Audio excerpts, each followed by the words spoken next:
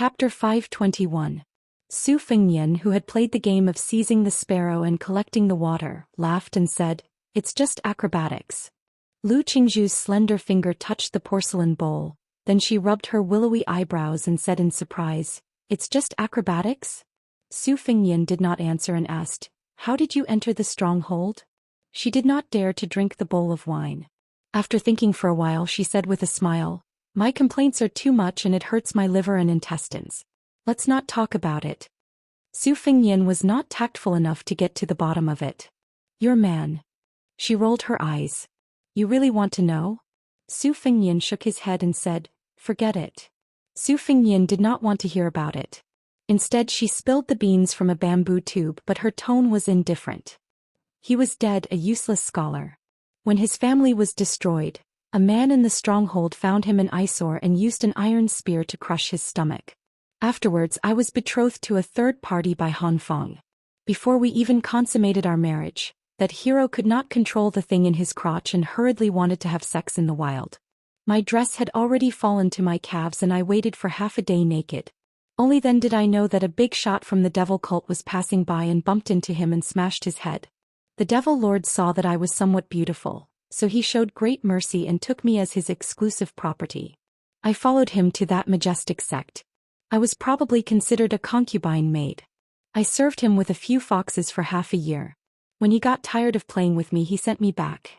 Feng Dei and the others only had evil intentions, but they did not have the guts. If they wanted to be the concubine of that great devil lord, they had to be alive, right?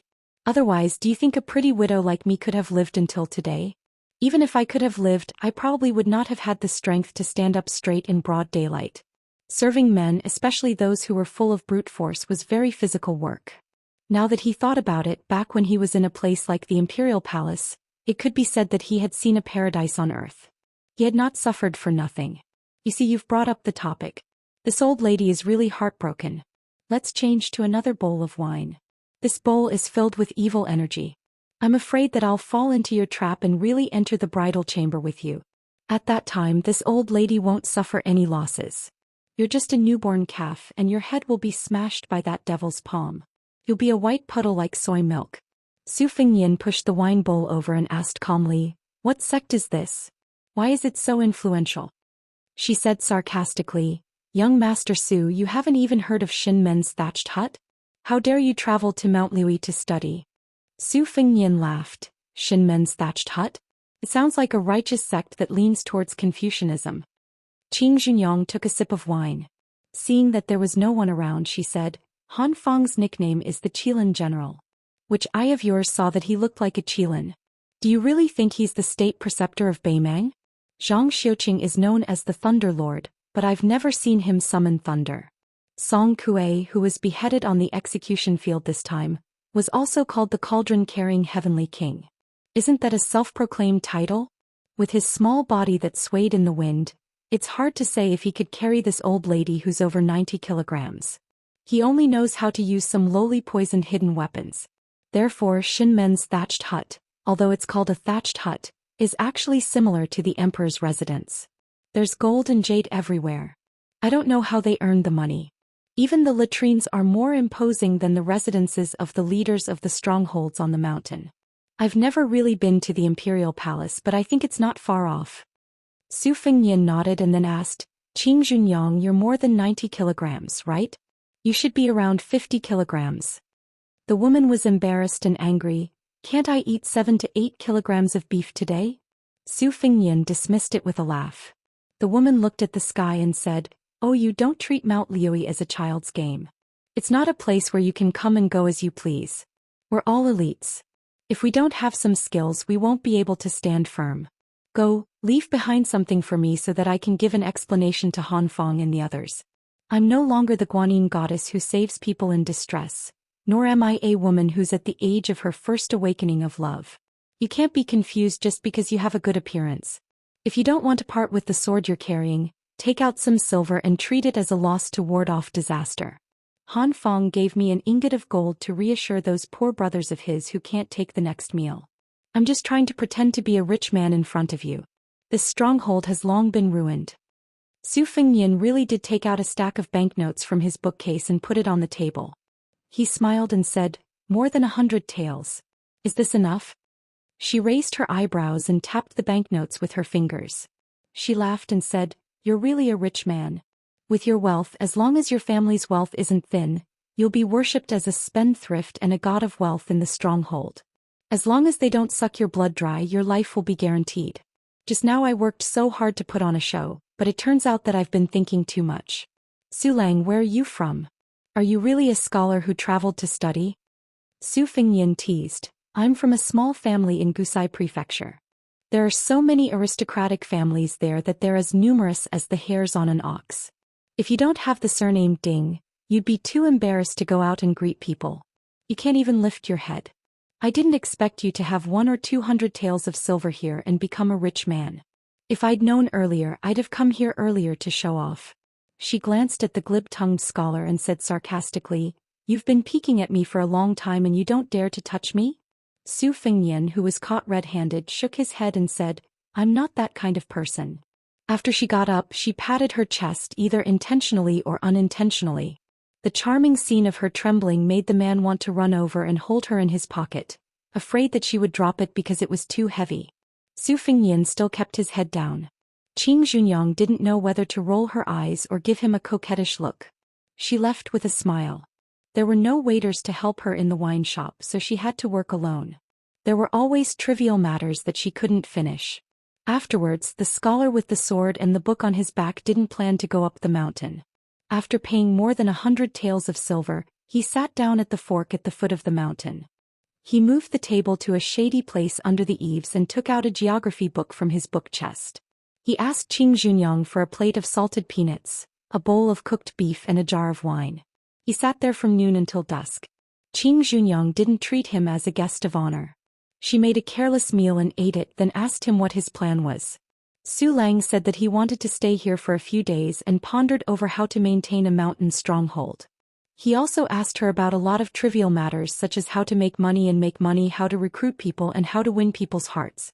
She even asked him if he wanted to cultivate a vegetable garden on the mountain when there were no killings or robberies. She didn't hide anything from him.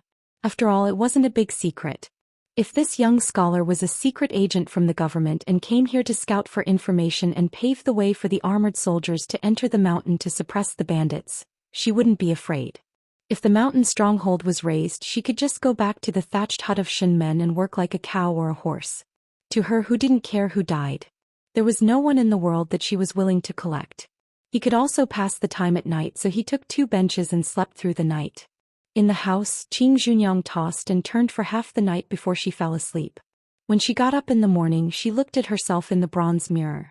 No matter how she tried, she couldn't get rid of the dark circles under her eyes. When she saw the energetic guy sitting there holding a book, her eyes were full of resentment.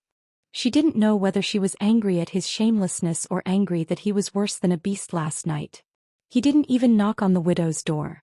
Although she didn't know how to open the door, at least it proved that she still had some beauty. She snorted coldly and walked to the village with the banknotes that he gave to the village. After hesitating for a moment, she still didn't take 1 or 2 banknotes. However, she didn't spit out the ingot of gold that was in her mouth. This group of men were freeloading on food and drink, so this money should be hers. The village where Han Fong lived was not far from the mountain, more than 10 li away. However, the mountain road was not as flat as the official road. Fortunately, she was used to it and didn't find it too strenuous. After all, she was no longer the delicate girl who lived like a princess and didn't touch anything. Han Fong politely accepted the banknotes and was very polite. She even personally served him a pot of tea. Lu Dei, who was practicing in the mud martial arts field, stared at the young widow's buttocks and then looked at her tired expression. The man, who looked uncouth but was actually very thoughtful, had a strange look in his eyes. He was jealous and sneered in his heart. "Reckless young man, you even dared to eat this thorny woman. Do you think you can just leave after eating her?" Yesterday, when they went up the mountain, military counselor Zhang said that this kid might have some martial arts skills, but it was only Shira's kung fu. Could he withstand the pressure of the big devil in the thatched hut with 1 finger? This bodhisattva could single-handedly trample over a few stockades without taking a break. Chapter 522. Qing Junyang left the stronghold and returned to the wine shop. She saw that Su Lang was still there reading. Until today the skinny monkey whose name she still did not know, was squatting by the side in a daze. This scoundrel was gluttonous and lazy, bullied the weak and feared the strong. He had all the faults he should have. However, compared to the bandits on the mountain who would easily chop melons and cut vegetables, he was indeed less capable and more cowardly, so he did not appear as abominable. These past few years he often came here to help with some trivial matters, so it was certain that he could not control his eyes. However, unexpectedly, he had never done something as perverted as pricking the window paper to peep at her bathing and coming out of the bath. This made her somewhat have a whole new level of respect for him. In this mountain, who did not believe in the principle of seeking riches and honor in the midst of danger, the skinny monkey became a distinct anomaly, and also a good-for-nothing example. She heard that the first time he killed someone under the guise of allegiance he did not completely chop a woodcutter to death with a single chop. His tears and snot flowed profusely, and he even had to carry the woodcutter to see a doctor. Fortunately, there was a brother watching from the side who helped him stab the woodcutter to end his life, and only then was he allowed to enter the stronghold. However, if one were to say that because of this she was willing to spend a few nights with this skinny monkey, that would be too preposterous. She still preferred a more scholarly man. Seeing the shrewish Qing Junyang, the skinny monkey could only rely on his large chest hair to pretend to be a man to squeeze out a smile. He did not dare to talk to her, and only pretended to worm his way into being friends with the young man. He asked, "Hey, surnamed Su, do you know that a major event has happened in Jianghu?" Su Fingyan put down the orange prefecture geography book that he had stolen from this old man's son. He laughed and asked, "What's the matter? Tell me." The skinny monkey stood up and swaggered over to sit across from him. Seeing him take the initiative to push a plate of peanuts over, his originally somewhat nervous mood calmed down a lot, and he quietly became a bit more carefree. He threw a peanut into his mouth and with one foot on the bench he clicked his tongue and said, "A few days ago I went to the city and went to a restaurant with a brother who works as a servant. Do you know which restaurant it is? A meal at Fengxian restaurant costs a few taels of silver." The woman who could not stand this skinny monkey's blind bragging smacked him on the back with a broom and laughed. "If you have something to fart to say it quickly. With your poor life, how could you know any brother who works as a servant? Going to Fengxian Tavern to drink? Why didn't you just say that you were going to Jianggu to visit a courtesan? Isn't that more impressive?" The skinny monkey, whose face was flushed red, swallowed his anger back into his stomach. His imposing manner was weakened by 70 to 80%. He said embarrassedly, "Woman, you have long hair and short knowledge. You are looking down on me." Seeing that Qing Junyang was about to raise the broom and smash it down, the skinny monkey-like man hurriedly said, "Do you know that the peach blossom sword god Dong Tai has come from Liang?" Su Fingyan nodded. "Let's talk later." Qing Junyang went into the house and took out some meat and wine before sitting down. The skinny monkey-like man smelled the fragrance on her body and swallowed his saliva. He said in high spirits, "Didn't the third most powerful sword god in the world go to compete with our military god? Guess what happened?" Qing Junyang was not in the mood to guess riddles, but Su Fingyan smiled and said, "He should have lost." The skinny monkey slapped his thigh. "Wrong. What are you yelling for?" Qing Junyang, who was startled, picked up the broom under her feet and rushed over. The skinny monkey, who was slapped to the ground, did not dare to be angry with her. After sitting up straight, he lowered his voice and said mysteriously, "He was going to lose. That sword god even broke the peach blossom branch. He fought with the military god of Tuoba from morning to night, and then from night to morning. I don't know how many days and nights they fought. Oh Qing Junyang, don't hit me, don't hit me. I'll get to the point." At the critical moment when victory was decided, oh no, when Dong Tai was about to lose, all the hundreds and thousands of masters watching her to sentence came from thousands of miles away from the sky. Qing Junyang's face was full of sarcasm. She sneered and said, "You are talking nonsense again, aren't you? Do you think you are a storyteller telling a fairy tale?" The skinny monkey said with a thick neck, "It is absolutely true." Su Fingyan poured a bowl of wine and did not forget to pour a bowl for Qing Junyang and the skinny monkey as well. He said softly with a smile, "Continue." The skinny monkey glanced at Qing Junyang. As for whether he wanted to cut her face or her chest, it was unknown. Then he said, "I heard a sentence, Dong Tai, I want to borrow a sword from you." Do you dare to take it? Su Fengnian raised his wrist to take the wine.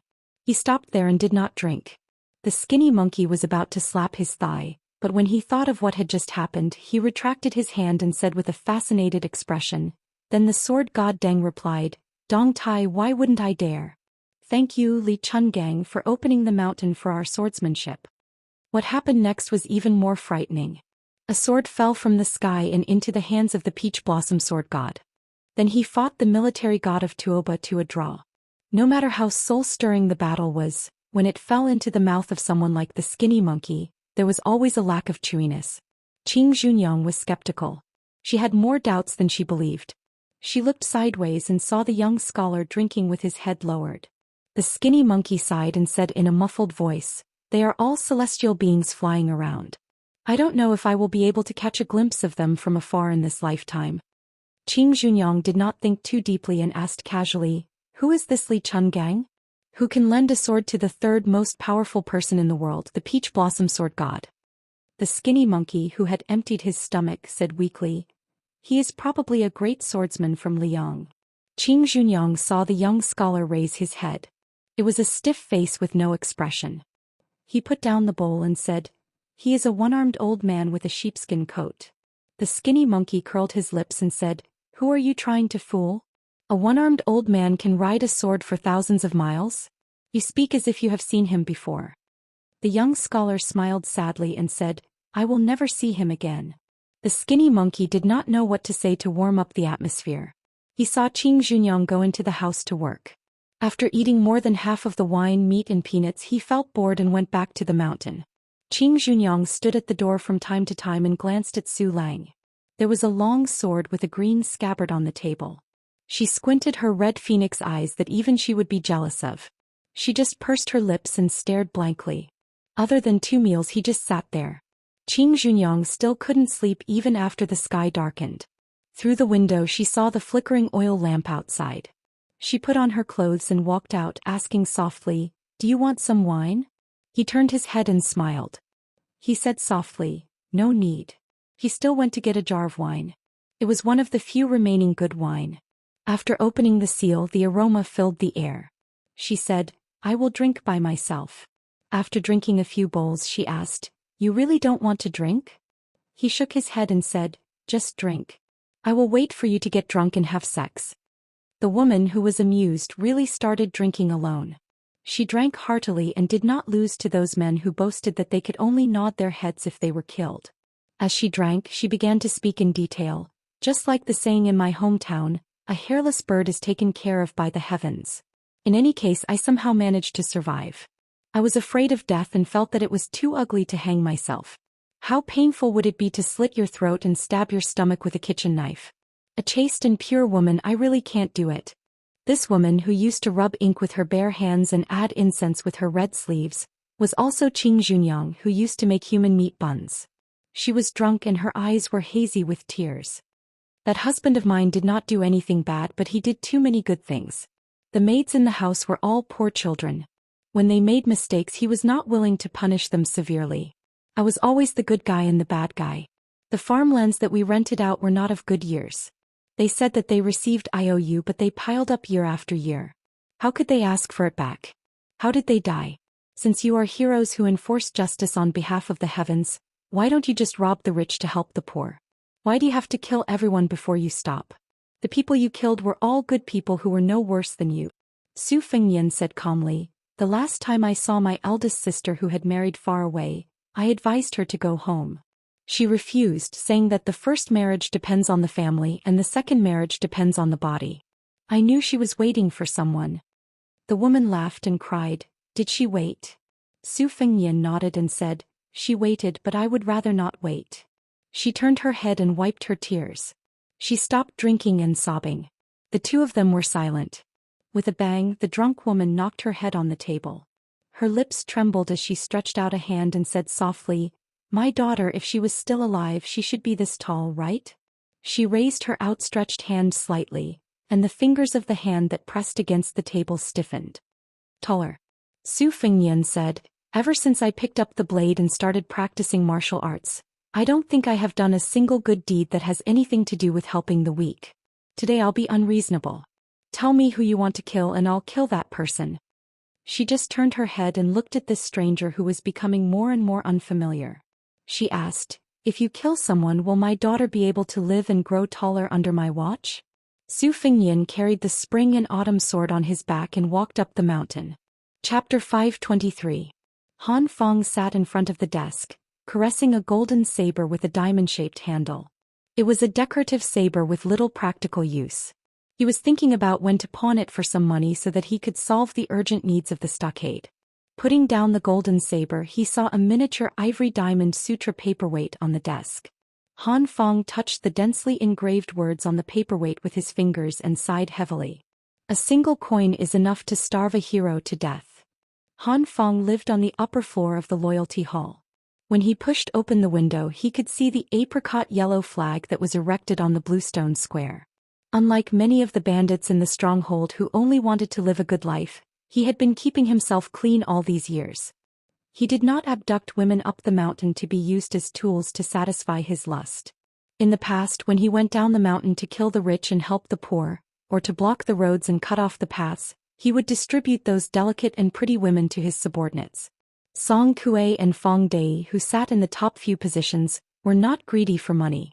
Their only hobby was to compete with each other for the affection of women and fight with each other.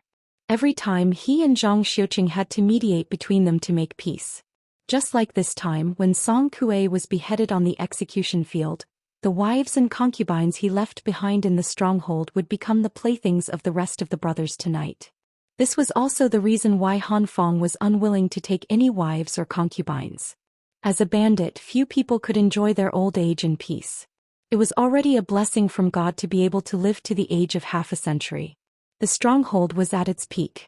Excluding those who had families to feed, there were more than 200 brothers who could ride horses and kill people. They came and went like the wind. There were no military towns stationed soldiers in the hundreds of li around Mount Liui. The local government was not strong enough to suppress the bandits. When facing their own stronghold, they would be thanking the gods if they did not go to the government office and behead the officials row by row. However, now that the stronghold had lost its power, there were only a dozen or so capable subordinates. Many of those who used to be brothers in the past had died, and most of those who were still alive had gone to the other strongholds on the mountain. Those who were left behind were burdened by injuries and injuries. They were raised in the stronghold and had bad tempers.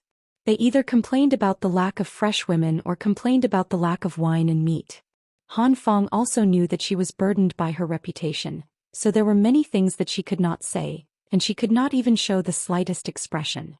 Now the only one who could speak the truth was Zhang Xiuqing, whose family background was similar to hers. It was not scary that the monkeys would scatter when the tree fell, but it was frightening when everyone pushed the tree away. Some of the nearby strongholds who used to rely on him for food spared no effort in luring gold, silver, and pretty girls to gather a large number of men and horses, and from time to time, they would bring their brothers to the foot of the mountain to kill to their heart's content. A few of the villages who used to have secret connections with Mount Liui were all wiped out without any consideration for old relationships. Those leaders were unscrupulous in doing things and were never particular about the means. Some of them even flirted with the government, military school, and constables, throwing large amounts of silver into their pockets and even helping the government to do the dirty work that should have been done by the government. Not long ago, an official who had a good relationship with the Silver Bottle stronghold spent 500 taels of silver to privately hire villains from the stronghold to slaughter the entire family of a small official who was not from the village. Even a few young children were not spared. It was said that they were hung on a long spear just like that. Some other strongholds licked their faces and became willing dogs for the stewards of the Shin family's cottage, acknowledging their uncles as their godfathers.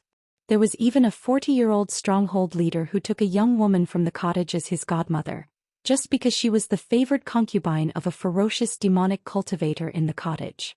These shameless things, especially the collusion between the government and the bandits, were always despised by Han Feng. It was no wonder that such a large loyalty stronghold was declining. It was funny that the stronghold was able to disperse and not fall down thanks to Lady Green Bamboo at the foot of the mountain. If it were not for her half-year affair with one of the top demons in the cottage, the other big strongholds would have come over with real swords and spears to take over the stronghold. After 2 knocks on the door, Zhang Xiuqing pushed the door open and entered without waiting for a reply. He and Han Feng got along well and was also the military advisor in charge of the internal affairs of the stronghold. There was no need for him to be pretentious over the details. When Han Feng saw this trusted subordinate whom she had known for many years, her mood improved. She called out Zhang Xiuqing's name and smiled. Fu Ling can't sleep? Zhang Xiuqing's face was gloomy. Feng Dai and Hong Qian are fighting again. They even threatened to sign a life and death contract, saying that they cannot live under the same sky. They asked me to write the contract. In a fit of anger, I ignored both of them to save myself the trouble. Han Feng smiled. Is it because of the concubine that Song Kuei bought from the brothel for 200 taels of silver? Zhang Xiuqing snorted coldly. They keep saying that they are willing to risk their lives for their brothers. In the end they are still going against their brothers because of a woman. Han Feng said guiltily. I also know that the woman has been having an affair with Hong Qian for a long time. She should have entered his house. However, Feng Dai was envious and insisted on interfering. It was indeed unreasonable of him to spoil this good thing. Hong Qian went to private school for a few years in his early years and learned a lot about medicine and astrology from you. He also has a lot of ambition. This kid is only 24 or 25 years old and he wants to fight for a title and bring glory to his ancestors. If it wasn't for your nurturing with his ability, he would have turned for the better and joined a family. If he changed to a village that has a good relationship with the government and secretly changed his household registration, he might have a chance to make a name for himself. Everyone in the village knows that Feng Dai is on good terms with me and he also considers himself as a child of the Han family. So it is my fault for making things difficult for you. Zhang Xiuqing's expression softened slightly. He waved his hand. First Master, you are exaggerating. Fu Ling just feels that it is a pity for this family business. Han Feng sighed softly. The sky wants to rain and the mother wants to get married. There is nothing that can be done about it. Han Feng stood up and walked to the window with the chief strategist. The breeze caressed her face. She looked at the night scenery of the mountains under the bright moonlight. Her state of mind became calmer. Suddenly she smiled. A village woman is like a village woman. No matter how pretty that vixen looks, she is still a village woman. Zhang Xiuqing smiled knowingly. Hong Qian and Feng Dai are just village men. They have never tasted the delicacies of the mountains and seas. Naturally, they will fight until their heads bleed. Look, aren't they already invited to the square to compete? Chapter 524. Han Feng pressed her hands on the windowsill. It doesn't matter. Feng Dai may look boorish, but he is actually more meticulous than a girl who is in love. He is full of schemes and he is only taking the opportunity to find trouble with Hong Qian. Now that the stronghold is in decline and the third position is vacant, he wants to take the lead and sit under his butt. Hong Qian has a good constitution and a good comprehension ability. His martial arts are improving steadily. Feng Dai can only rely on brute force to fight as soon as possible. After a year and a half, he won't have to compete with Hong Qian anymore. This black bull is too clever, but he doesn't know that Hong Qian's ambition doesn't lie here. Actually, if he makes more connections now, he might need to rely on Hong Qian to hold up the apricot yellow flag in the future. Fu Ling, I will teach Feng Dai a lesson later and make him know his place. You should also say a few words to Hong Qian, who is half a disciple. We are really a father and a mother. Zhang Xiuqing smiled and said, it's considered good. Compared to those stronghold chiefs who are grandchildren, we are at least considered as elders. The two of them looked at each other and smiled. Zhang Xiuqing frowned and asked, First Master, how should we deal with that scholar from Gusai Prefecture called Su Lang? Han Feng shook her head and said, don't bother about it. Today is different from the past. No matter if he is a scholar who is studying abroad or a spy sent by the government, we can't afford to offend him. The former is still okay, we can treat him with respect. If it is the latter, even if we can't afford to offend him, we can still hide from him. Zhang Xiuqing squinted his almond eyes and was filled with murderous aura. It doesn't matter.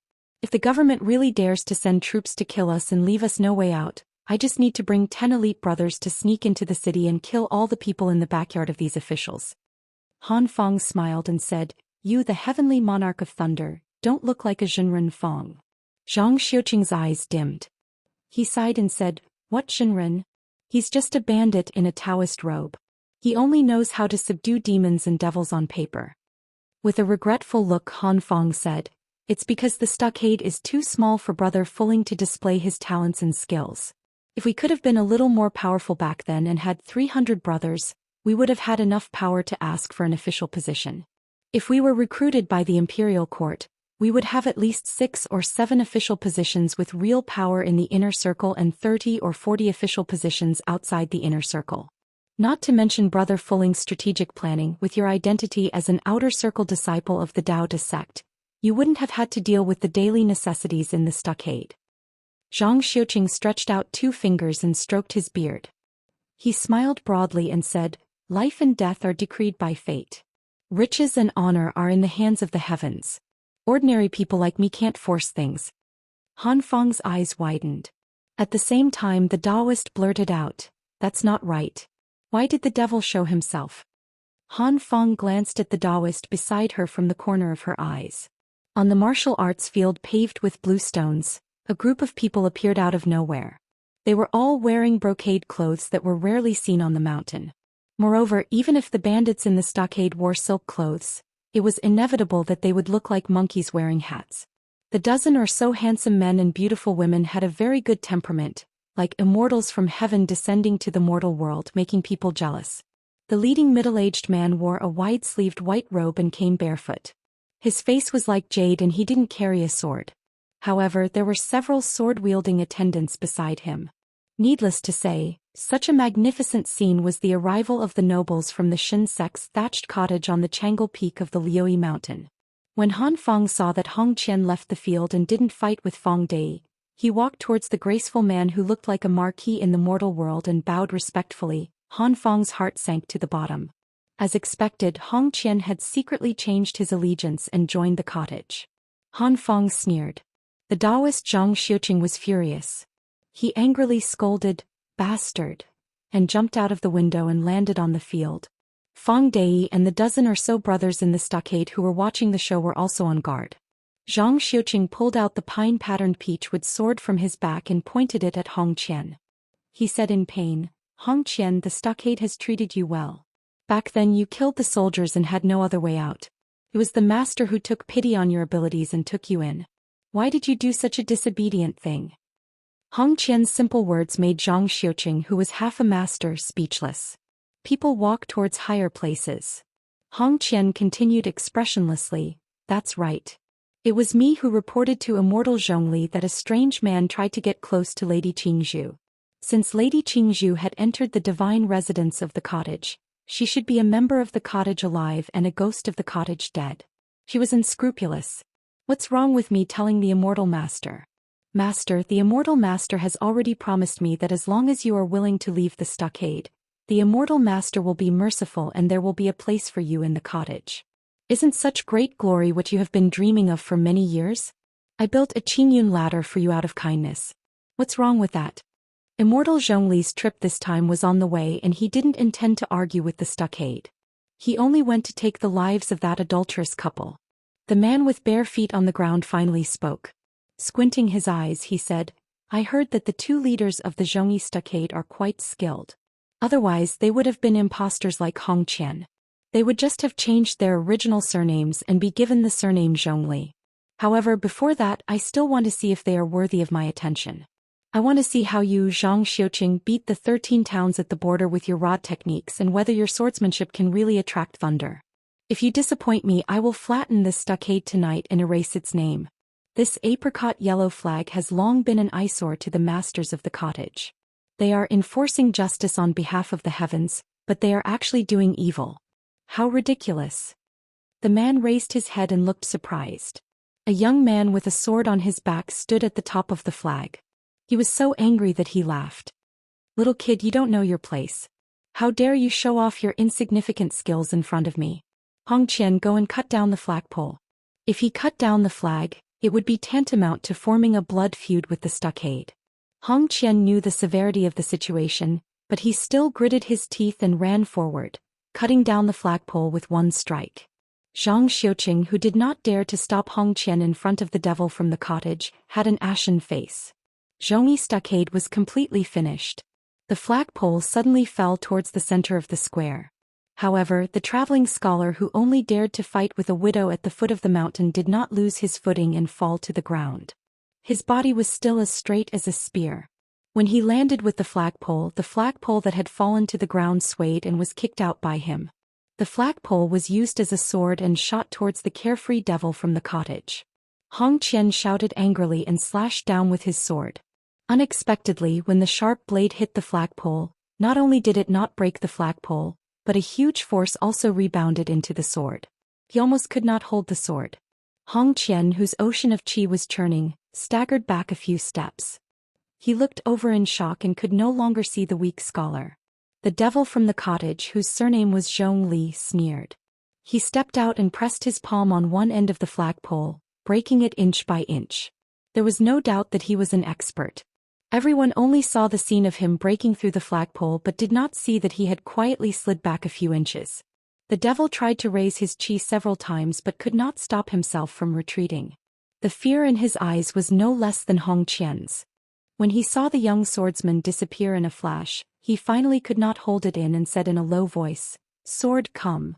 The sword boy hurriedly threw out a simple ancient sword covered with ice cracks. The next scene was that the young man stood in front of the famous middle-aged devil of Mount Lioi. One of his hands overstepped his authority and caught the ancient sword for his master. The other hand grabbed the devil's neck and lifted him up.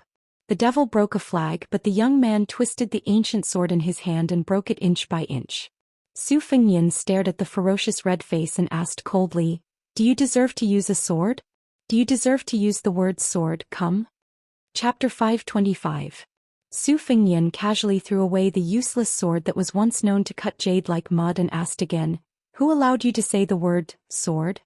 Normally, if someone dared to be so arrogant and rude, he would be chopped into minced meat and fed to the dogs with his sword. However, this young man, who was even more of a devil than him, was stronger than him. He struggled to gasp and said, "I heard that the sword Immortal Li Chungang of the Liang dynasty once said that he was a model for swordsmen of our generation, so I secretly learned and used it. If young master is dissatisfied, I know I Zhongli Handan won't say it again. I won't say it again for the rest of my life." Zhongli Handan's face turned from red to purple as he gasped and said, "I heard that the sword Immortal Li Chungang of the Liang dynasty once said that he was a model for swordsmen of our generation, so I secretly learned and used it. If young master is dissatisfied, I know I Zhongli Handan will never say it again." Su Fengyan responded with an "oh," and raised his hand. He slapped the side of the head of this immortal from the cottage. Then his head was pulled out of the body and rolled far away like a watermelon. Su Fengyan threw away the headless body and laughed softly. "Sword and lie are such common words. It must be very difficult for you to keep your promise. In order not to break your promise, I have to help you." When the servant boy who handed Zhongli Handan the sword saw his master die suddenly, he did not care about anything else. He also did not think deeply about why his master died in one move. He only thought that he was tricked by a villain and was careless. He snatched the famous sword from the other servant who was holding the sword. After he pulled out the sword with a clang, he angrily rebuked with red eyes, "You crazy country bastard, do you know that Master Zhongli is the next hut master of Shinmen's straw hut? I will tear you into pieces and let you die without a burial place." In the eyes of Han Fong, Zhang Xiuqing and the others who were not weak in martial arts, the sword boy's sword strike was not to be underestimated. The 5 fingers of Su Fengyan's left hand hooked into a claw, and the head that was dripping with blood flew back out of thin air. Coincidentally, it was split into 2 by the sword boy's sword. However, the splattering blood was all bounced off by a layer of Fata Morgana. On the other hand, the domineering sword boy's face was covered in blood. His sword chopped open his master's head, and it hovered 3 to 4 inches above the sword-carrying scholar's head. Su Fengyan slowly raised his arm and flicked the sword away from the sword boy's hand with a flick of his finger. The sword broke free from the sword boy's hand and slapped his white cheek. Instantly, a long red mark as wide as the sword body appeared. After the ancient sword with a rare cat's eye stone inlaid in the sword guard left Su Fengyan's hand, it strangely pulled back into Su Fengyan's hand and cracked inch by inch. Su Fengyan smiled at the stunned sword boy and said, "I have never even heard of Shinmen's thatched hut. How would I know who this piece of trash with a broken head is? Your master has just gone to hell. Since you are so loyal, why don't you accompany him?" Otherwise, with your peerless swordsmanship of splitting Mount Hua, I believe that you will be buried with him when you return to the cottage." Only then did the sword boy realize the difference between the two of them. He had just said a word when his body was kicked like a drawn bow and flew out 5 to 6 feet away. He spat out blood and died. Su Fengnian then asked, "What do you want to say?" In the square, two groups of people with different standpoints were both shocked. Hong Qian quietly moved, wanting to escape from this troublesome place. After cutting down the flag, he had already cut off all ties with the loyal and righteous stronghold. There was no room for negotiation. The big backer that he had found with great difficulty died on the spot. Not to mention how this bloody swordsman would deal with him. Just his master Zhang Xiuqing and the leader Han Fong were enough to make him suffer. Just as he slipped to the edge of the square, Su Fengnian turned around and stared at this bandit who spared no effort to climb up the ranks. He smiled and said, "Leader Hong, don't be in a hurry to leave. This apricot yellow flag was cut down by you because of the grudge between you and the stronghold. It has nothing to do with me. However, I heard from Qingzhu's mother that when her husband's manor was broken into, it was also you who hid your identity and became a guest of the manor for a few months. Then you cooperated from the inside and stabbed that scholar to death. Many of the pretty maids who used to joke with you were also killed that night after you lifted up your belt. Since Zhongli Handan is dead, come, if you are lucky enough to beat me, Qingzhu's mother will be your plaything in the tent." Hong Qian's face was full of bitterness and regret. He said, "Young Master Su, you must be joking. How would I dare to be disrespectful to you?" The Taoist priest Zhang Xiuqing suddenly said loudly, "I beg young Master Su to leave this person to me. After this, if you want to kill me, I, Zhang Xiuqing, will not fight back. Do as you wish." Su Fengnian asked back, "That day at the wine shop at the foot of the mountain, didn't you want to cut off my head with your sword?" Zhang Xiuqing said calmly, "As long as young Master Su is willing to let go of the loyal and righteous stronghold, I, Zhang Xiuqing, kill Hong Qian, and I will apologize with my life." Su Fengnian smiled and spread out his hands, indicating that Zhang Xiuqing should go all out to kill and clean up the place. Su Fengnian looked at the apricot yellow flag with the word "vermilion" written on it and said to himself, "It's not wrong for the government to force the people to rebel." However, after eating wine and meat, they changed from being unarmed to holding weapons. In the end, the people who killed the most were the people like you. Who is the one doing justice for whom? Su Fengnian looked at the group of shivering cottage servants. Since even the king of the mountain was dead, what else could he do? Su Fengnian turned his head and said to Han Fong, "Leader Han, can you lend me 7 or 8 horses to go with me to the Shin men's thatched cottage to see the wonderland on earth?" Han Fong clasped his hands and said loudly, "I dare not disobey." A few bandits from the Zhongyi stockade brought over a dozen horses from the stable with fear. They were afraid that this handsome guy, who was even more devilish than a devil, would think that there were too few horses and that he was not observant enough and would kill them all. That would be really unjust. Hong Qian was already entangled by Zhang Xiuqing. A few strong men stood still and formed a circle. Against the famous anonymous disciple of the Daoist clan Zhang Xiuqing, Hong Qian originally had no chance of winning. Moreover, most of his martial arts were taught by Zhang Xiuqing. His shortcomings were exposed and he was targeted everywhere. Fong Dei, who was eyeing him covetously, saw an opportunity. He waved his axe and cut a big wound on Hong Qian's back. Hong Qian no longer had the strength to scold this black bull for not following the rules. At this moment, Su Fengnian, who had just pulled the reins and was about to jump on the horse, flashed past. He grabbed the flag with the words "Justice for Heaven" in his hand and rushed behind Fong Dei. He slapped his back. Before the strong man fell, his head was wrapped up by the flag. Like a dumpling, he was slowly suffocated to death. A cool breeze blew in the square, but it made everyone fall into an ice cellar. After Hong Qian's chest was pierced by Zhang Xiuqing's sword, he laughed and said, "It's good to die. All of you died happily. I will still be a man in my next life. I only hope that God will let Han Fong, Zhang Xiuqing, and the rest of you become women." Without waiting for him to finish his last words, Zhang Xiuqing's sword pierced his heart and lungs. Su Fengnian glanced at the apricot-eyed Taoist and said calmly, "Since Lady Qingzhu said that you still have some sage-like demeanor, I will spare your life. As for what to do in the future, wait for me and Leader Han to come back and make a decision." Chapter 526. Unexpectedly, this Taoist priest was also decisive. He waved away the blood on the tip of his sword and held a peachwood sword upside down. He bowed and said directly, "There's no need for such trouble. Zhang Xiuqing is willing to go to the cottage with Mr. Su." Su Fingyan ordered the cottage attendants coldly, "Bring Zhongli Handan's head with 2 parts." The group rode to Changle Peak, which was 2 hours away. There was actually a luxurious carriage outside the Zhongyi village. However, since Su Fingyan did not want to sit in it, no one dared to make trouble. The sects that had the right to occupy a mountain and call themselves kings were mostly rich and powerful. The ones that were far away were like Dragon Tiger Mountain and Huishan Shenyuan, which were opposite each other across the river. The ones that were closer were like Qingyang Palace. They all had thousands of followers. Not to mention the clan leaders, even some small fries were high up in the sky. In the eyes of ordinary people, they only felt like they were covered by clouds and mist. Naturally, they would be in awe. The Xin family thatched cottage was the king of the Liuyi mountain. However, the devil in front of them, who was grabbed by the neck like a wild duck, liked to call himself an immortal. His strength was among the top 5 in the cottage. A few years ago, it was rumored that he was close to rank 2.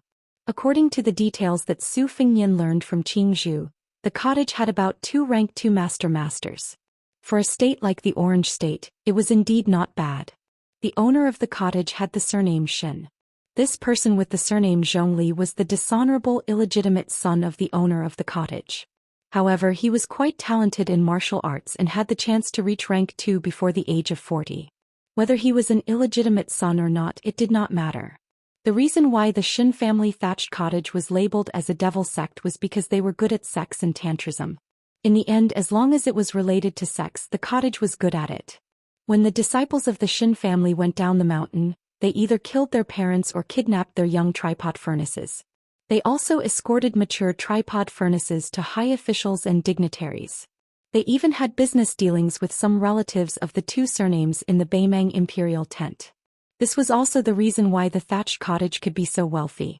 In fact, although the tantrism had always been criticized as heretical, some of the orthodox supernatural powers that originated from Buddhist scriptures were not distorted.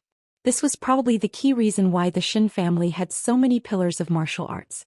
Han Feng did not say anything. She rode beside this scholar at night. However, her thoughts were running wild. Since he was traveling with his sword, he had slapped the devil Zhongli's head without using his sword. Didn't that mean that he had reached rank 2? How many years had this scholar, who called himself Su Lang, been in his 20s? However, she was not optimistic about Su Lang going to the Xin family's thatched cottage. He was forced to go because he had no other choice. He could not be like the servant boy who died on the spot after saying no. However, she had a headache about how to weigh the pros and cons after arriving at the cottage. Not to mention other things, the cottage had 2 elders from the Xin family who had been in the 2nd rank for a long time. Would Su Lang not care about his life when he had not even drawn his sword out of its scabbard behind him? Or was he confident? Zhang Xiuqing followed behind him. He only felt that this scholar had a strong sense of hostility. It was like the ink that was ground out of a top-grade ancient inkstone. It was unusually thick. Su Fingyan was holding a sword that the sword boy had taken from him. It was modeled after the bronze sword of the Dongyue sword pool. It was thick, black and simple. Su Fingyan let go of the reins. He held the sword with one hand and flicked his fingers with the other. The sound was crisp and melodious. He suddenly asked, "People like Feng Dei have the habit of swinging their axes and killing people in the busy streets without asking about the right and wrong. Do they only feel satisfied and not have the slightest bit of mercy?" Han Feng mocked herself and was about to speak. Zhang Xiuqing was the first to speak. Feng Dei and Hong Qian, these outlaws, were not soft-hearted people before they came to the mountain. They were all people who killed without blinking an eye. They acted on impulse and did not distinguish right from wrong. To their own brothers, they were naturally worthy of praise for their righteousness. This is just like the so-called killing their children and raising their mothers in the 24 filial piety of the Central Plains. They're all crazy. In the end, they go against common sense. In the end, the loyalty of the brothers depended on Feng Dei and these boorish fellows. Those who were literate and quick-witted were rarely willing to hang themselves on a single tree. Later on, Zhongyi village was pushed aside by the other villages of Mount Liuyi, and the birds and beasts scattered. Those who scattered were precisely these brothers who had knowledge in their stomachs. After joining other families, They turned around and wreaked havoc on Zhongyi village, sparing no effort. The third boss Song Kuei was tricked by one of his former brothers into going to the city, which was why he ended up in prison. Of course, not everyone is so despicable. Many brothers who went up the mountain but did not form a gang or faction to establish a foothold were disheartened, and after going down the mountain, they were still affectionate and loyal to the Zhongyi stronghold. Can be said that they parted on good terms. Su Fengnian nodded and said, "At the foot of the mountain I asked Qing Junyang for advice on many methods of running a village. I more or less know that it is not easy for you." Zhang Xiuqing couldn't help but curse in his heart. "I beg you, this great devil, to stop asking for advice. You already have such fierce and unparalleled skills and supernatural powers. Could it be that you want to learn from us and build a stronghold for fun?" Zhang Xiuqing's heart was heated. Could it be that Mount Liu was going to change? Han Feng also had a telepathic connection. The two of them knew each other. Their gazes met and then flashed away. A sword boy who picked up the luxurious sword inlaid with cat's eye stone from the square came riding over. He anxiously reported, "Young master, someone is sneaking away." In fact, Su Fengnian had already known the truth from the sound of the horse's hooves. However, it was unnecessary for him to turn his head and look. The ruthless sword boy, who had probably learned most of his skills from his master, used the sword as a dagger and took the opportunity to stab Su Fengnian's neck. Even Han Feng and Zhang Xiuqing did not expect this sword boy to be so daring. His unyielding character was even more obvious. Su Fengnian gently threw the bronze sword in his hand. It stabbed into the back of the escaping cottage servant and he fell off the horse. 2 fingers easily pinched the tip of the sword. The 2 horses were still riding side by side. Su Fengnian did not immediately kill the servant. He only pulled out the valuable sword and then smiled, Go to the corpse and pull out the sword. As for whether you want to escape or not, it's up to you." The sword boy was stunned on the spot. Then he broke down and burst into tears. Su Fengnian turned the sword around and kicked him. The sword boy, who had just come back to his senses and was about to pull out the sword, flew out like a kite and hit the mountain wall. He stopped breathing and died. Zhang Xiuqing was as silent as a cicada in winter. How could this devil's character be more unpredictable than his methods? Su Fengnian, who was sitting steadily on the horse, threw the sword to Han Feng. He put his hands in his sleeves and squinted his phoenix eyes to look at the road in front of him. He remembered the harsh days when he saw thieves armed with knives and sticks as his mortal enemy. Every time he crossed over a mountain, there was a young girl who was determined to be a heroine who would happily shout that the king asked her to patrol the mountain. She would patrol the South Mountain and the North Mountain. At the end of each sentence she would not forget to make incessant moans. Su Fengnian said calmly, "If you, a heroine, knew that you were going up the mountain just to kill people, would you still call me your good brother?" There was another chapter at around 2 o'clock in the morning. It was to thank the new top scorer on the 13th Grey Shepherd v Gale altar. As for the new top scorer on the 14th young Master Fu Shu, his outburst came later. Chapter 527. Su Fengnian went up the mountain because he wanted to learn from Li Chungang and kill thousands of soldiers by himself. Although he did not bring spring thunder with him, he was still nourishing it. Su Fengnian had already noticed that he had accumulated too much killing intent and hostility. If this continued, he would go crazy sooner or later. When that happened, Bailiang would lose a hereditary king of Bailiang, and Beimang would gain a new demon who would kill without batting an eyelid. After asking about the family background of Shin Men's cottage, he learned that other than the 2 old men who were above the common populace, there were 4 or 5 masters, who were as strong as Zhongli Handan. For the Orange province, where there were many military towns, they were already bold enough to survive in the cracks. Beimang ruled the Jianghu with an iron fist. Among the 5 major sects, Tibing Mountain, which was no different from a military town, was ranked 3rd. The chess and sword music school was ranked last. Because there was Hong Jingyan, who was on the Wushu rankings holding the flag, as well as the master of the sword mansion Jianqi and a few other hidden masters, no one dared to look down on them. With these 5 beasts who absorbed the resources of the Jianghu like whales swallowing whales, there was an insurmountable gap between the superclass sects and the first-class sections. Su Fengnian did not find this strange. Beimang only used such methods so that they could gather the strength of the Jianghu at the start of the war and integrate it into the army to deal a heavy blow to the Liang dynasty. Looking at it this way, when Su Xiao entered the Jianghu on horseback and broke the Jianghu, there were pros and cons. For the imperial court it was a headache. However, once the backbone was crushed and the backbone was broken, the Jianghu would lose its vitality. Su Fengnian shot a glance at Han Feng. This stick-wielding hero who sat at the head of Zhongyi stronghold came from a prestigious family. The Han family was the cornerstone of the strategic border region Ji province for 100 years. It was unknown just how many waves of northern Mang invasions they had withstood. The old man of the Han family had once led 800 elite cavalry to charge at 60 to 70,000 northern Mang soldiers. After identifying the location of the royal flag, they directly slaughtered their way over, their military achievements illustrious. This was not an exaggeration in unofficial history. It was always recognized by the internal court historians who were strict with history, and was written with rich ink and color. With the Han family controlling a few key passes in Ji province, it caused the Beimang's cavalry to go south for the first 40 years. Countless times they hit a wall, they were so hurt that they simply took a detour. Because of this, the Han family had always been regarded as a big problem by the Beimang imperial tent. The Han family could be said to be fiercely loyal. Interestingly, in the past 100 years, no matter what the emperor's surname was, as long as you sat on the dragon throne and wore the dragon robe, the Han family would be loyal and devoted. They would do everything they could to guard the border for you. The Han family members of the Han family would not hesitate to die again and again, and the number of direct descendants who died on the battlefield was countless. Until 10 years ago, Zhang Julu and Gu Jiantang took the initiative to rotate the border towns. The two Liao provinces where the Beimang army started, especially Jinzhou, rebelled fiercely and almost caused the first mutiny after the spring and autumn period. Next was the Han family of Ji province.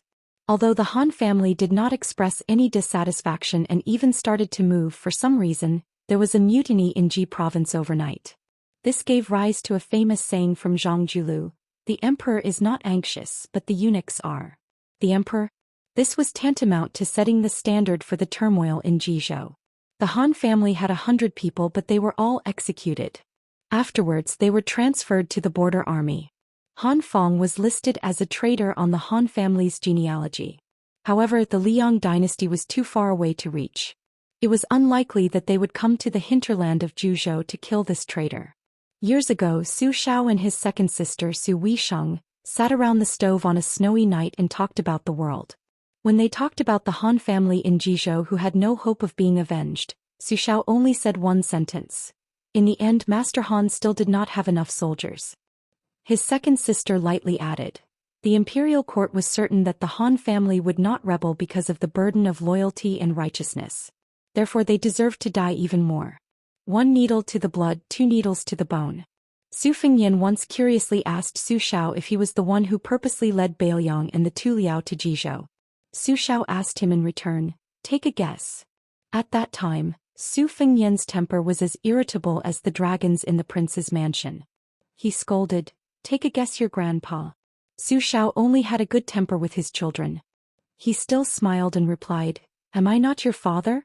Take another guess." Then the young Su Fengnian was completely speechless. At that time his second sister, who had not yet gone to the Xianxia Academy to study, held her belly and laughed for the first time. Finally they approached the Shin family's thatched hut. One servant of the Shin family was kicked to death, another stabbed to death with a sword. Those who survived no longer had the arrogance they had when they came down the mountain and entered the stronghold. Even when they were about to enter their own territory, they did not dare to show any emotion. They still kept a straight face and rode behind the scholar carrying the sword. On Changla Peak there were rows upon rows of bamboo buildings. Thousands of large red lanterns were hung high up. The decorated archway had the 4 words 6 Feitian Peaks hanging on it. The 2 pillars were made of incomparably expensive golden-threaded cedar wood, which was the wood that needed to be wrapped around. Golden-threaded cedar wood was originally purchased by the government for the imperial family. The construction of the main hall and the pillars of the mausoleum were all made of high-quality jinan, and the golden-threaded cedar wood was the best quality. During the spring and autumn period, the Central Plains, Western Shu and Southern Tang and a few other countries, every few years, there would be 1 or 2 cases where dozens of heads would fall to the ground. In the current dynasty, There was even a comical scandal where the emperor of the Zhou family stole precious Shannon wood under the guise of repairing West Chu's imperial mausoleum. Because the golden threaded cedar wood itself had the effect of a sea of clouds, it did not need to be carved to dazzle people. Su Fengnian rode past the decorated archway and turned his head to look at the golden threaded cedar pillars. He clicked his tongue and said, "What a wealthy family." It was the first time that Han Feng and Zhang Xiuqing personally came to the Shin family's thatched cottage. Apart from the eye-opening experience, they were also very worried. The richer the Shin family was, the more likely they would be buried with them. How could they smile? Su Fengnian looked at the two groups of people rushing out from the two sides of the main building and said to himself, "Su Fengnian, remember, don't treat a level 2 master like a joke." Su Fengnian turned around and stretched out his hand. He said calmly, "Give it to me." A cottage retinue hurriedly threw over the bag that was soaked in blood and rode forward. The horse's hooves stepped on the white jade square, which was exceptionally loud. From 100 steps away, Su Fengnian casually threw out the bag that contained Zhongli Handan's 2 severed heads and stared at an old man with a white beard that reached his chest. Chapter 528. Not everyone could make the head of the Shin family get up from his white belly in the middle of the night and personally go out to receive them. However, since there was a saying that one had a high vantage point, of course, there would be benefits to living high up. The disciples of the Shin family who were responsible for the night watch had already spread the news. Layer by layer, the situation became more and more intense. Only then did the old man who had not cared about worldly affairs for many years notice. Zhongli Handan was his illegitimate son. After it was confirmed that he had the potential to enter rank 2 in the prime of his life, he gradually had high hopes placed on him and was highly valued by the cottage. Many of the resources that originally belonged to the eldest son began to be tilted towards Zhongli Handan. Even when he killed a concubine who had killed his own mother, the cottage did not punish him. Later on, he strangled another concubine to death with a white silk cloth. Only then was he punished to be locked up in the word sword study at the back of the mountain for a year.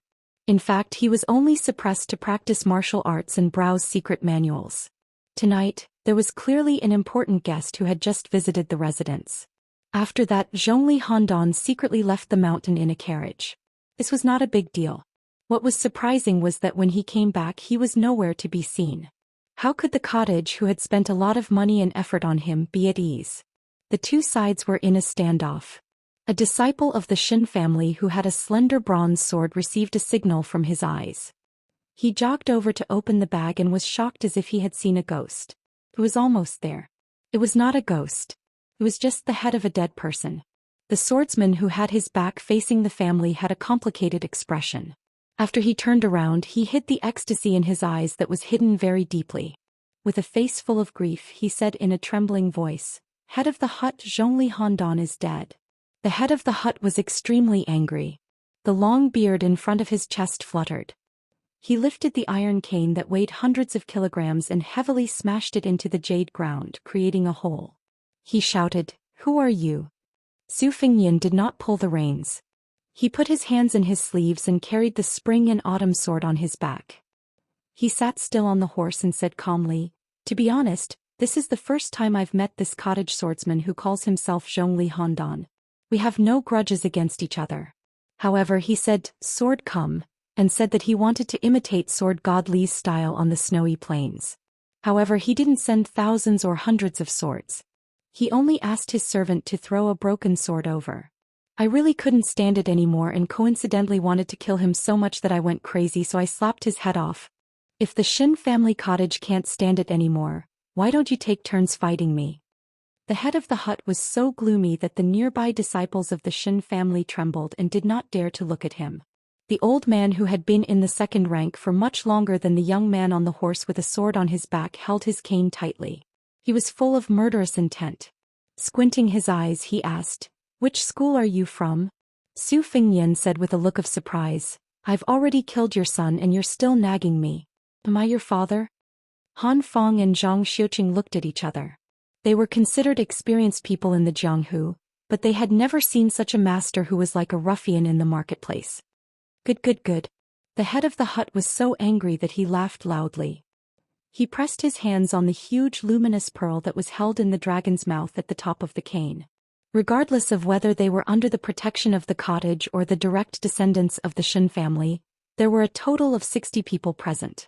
Among them there were 13 archers on both sides. However, people continued to enter the field. Ordinary people would get lost if they walked in. With such a big family, news would inevitably be delayed.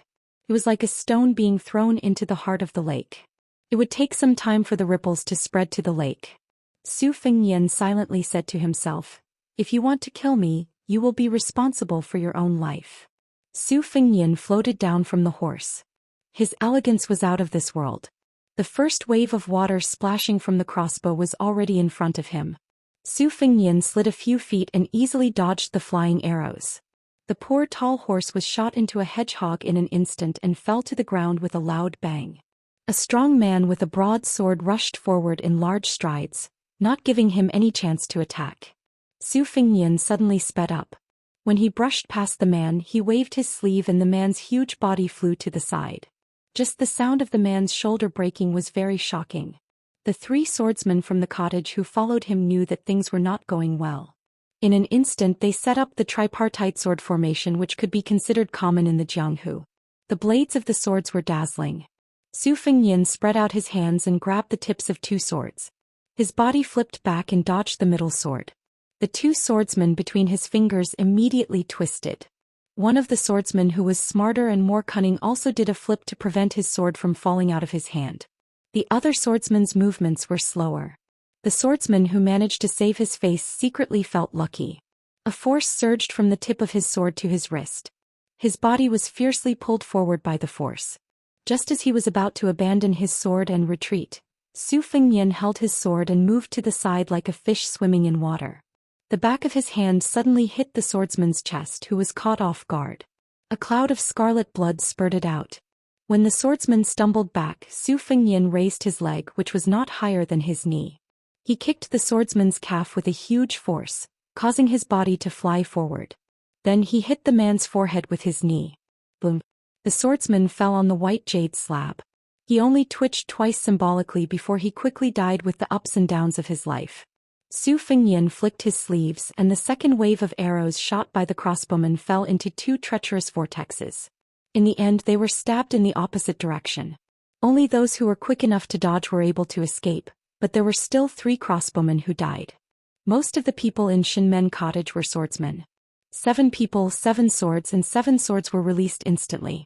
Every sword carried a strong momentum that did not care about life or death. It seemed that these Jianghu heroes were also stimulated. Every sword attacked the enemy's vital points. Su Fengnian was not in a hurry to kill the enemy and break the array. He glided like a fish as if he was taking a leisurely stroll. The slender figure with the sword on his back dodged elegantly. Except for a few swords that pierced his lower body and moved a little, the other dozens of swords that were released in 7 or 8 breaths could not make his feet leave the ground. This scholarly young man's body rose and fell like the tide, but he did not fall. No matter how many swords attack, my feet will take root. A man in purple with a golden crown who was calmly watching the battle stood beside the master of the cottage. After seeing his father nod, he unsheathed his sword like a dragon's roar. The sword aura was faintly lingering. In the gap between the 7 swords he stabbed viciously towards Su Fengnian's heart. Su Fengnian formed a circle with his hands and covered the long sword. The green sword aura that was close to his heart could not pierce forward. His palms drew a circle again and the sword followed. The man in purple who looked like Zhongli Handan frowned slightly. He did not forcefully hold the sword. Instead he pushed his palm on the sword hilt and finally pushed it forward a few inches. Su Fengnian floated back and dodged the attack in the 7 swords. The crossbowmen who were watching the situation immediately released the 3rd wave of arrows. They did not want to kill the enemy, but they did not want to give the swordsman a chance to breathe. The moment of breathing was like the moment of yin and yang. Those evenly matched life and death battles competed on the exquisiteness of breathing. Of course, there was also the degree of vigor. Both sides strangled each other like needles pricking each other. It was a matter of who leaked more slowly. Back then at the riverbank, in the blink of an eye, an old man wearing a sheepskin fur coat killed 600 iron armors with a single breath that circulated for 800 li. Su Fengnian, who had entered the initial stage of the Great Vajra realm, did not advance. Instead he retreated, causing the arrow rain to miss again. The man in purple's expression changed slightly. He used his chi to control his sword and retreated with the sword. The mirage expanded and resisted 6 swords. His 5 fingers formed a hook and pressed down on a head. The majestic vigor at the tip of his fingers caused the head to explode.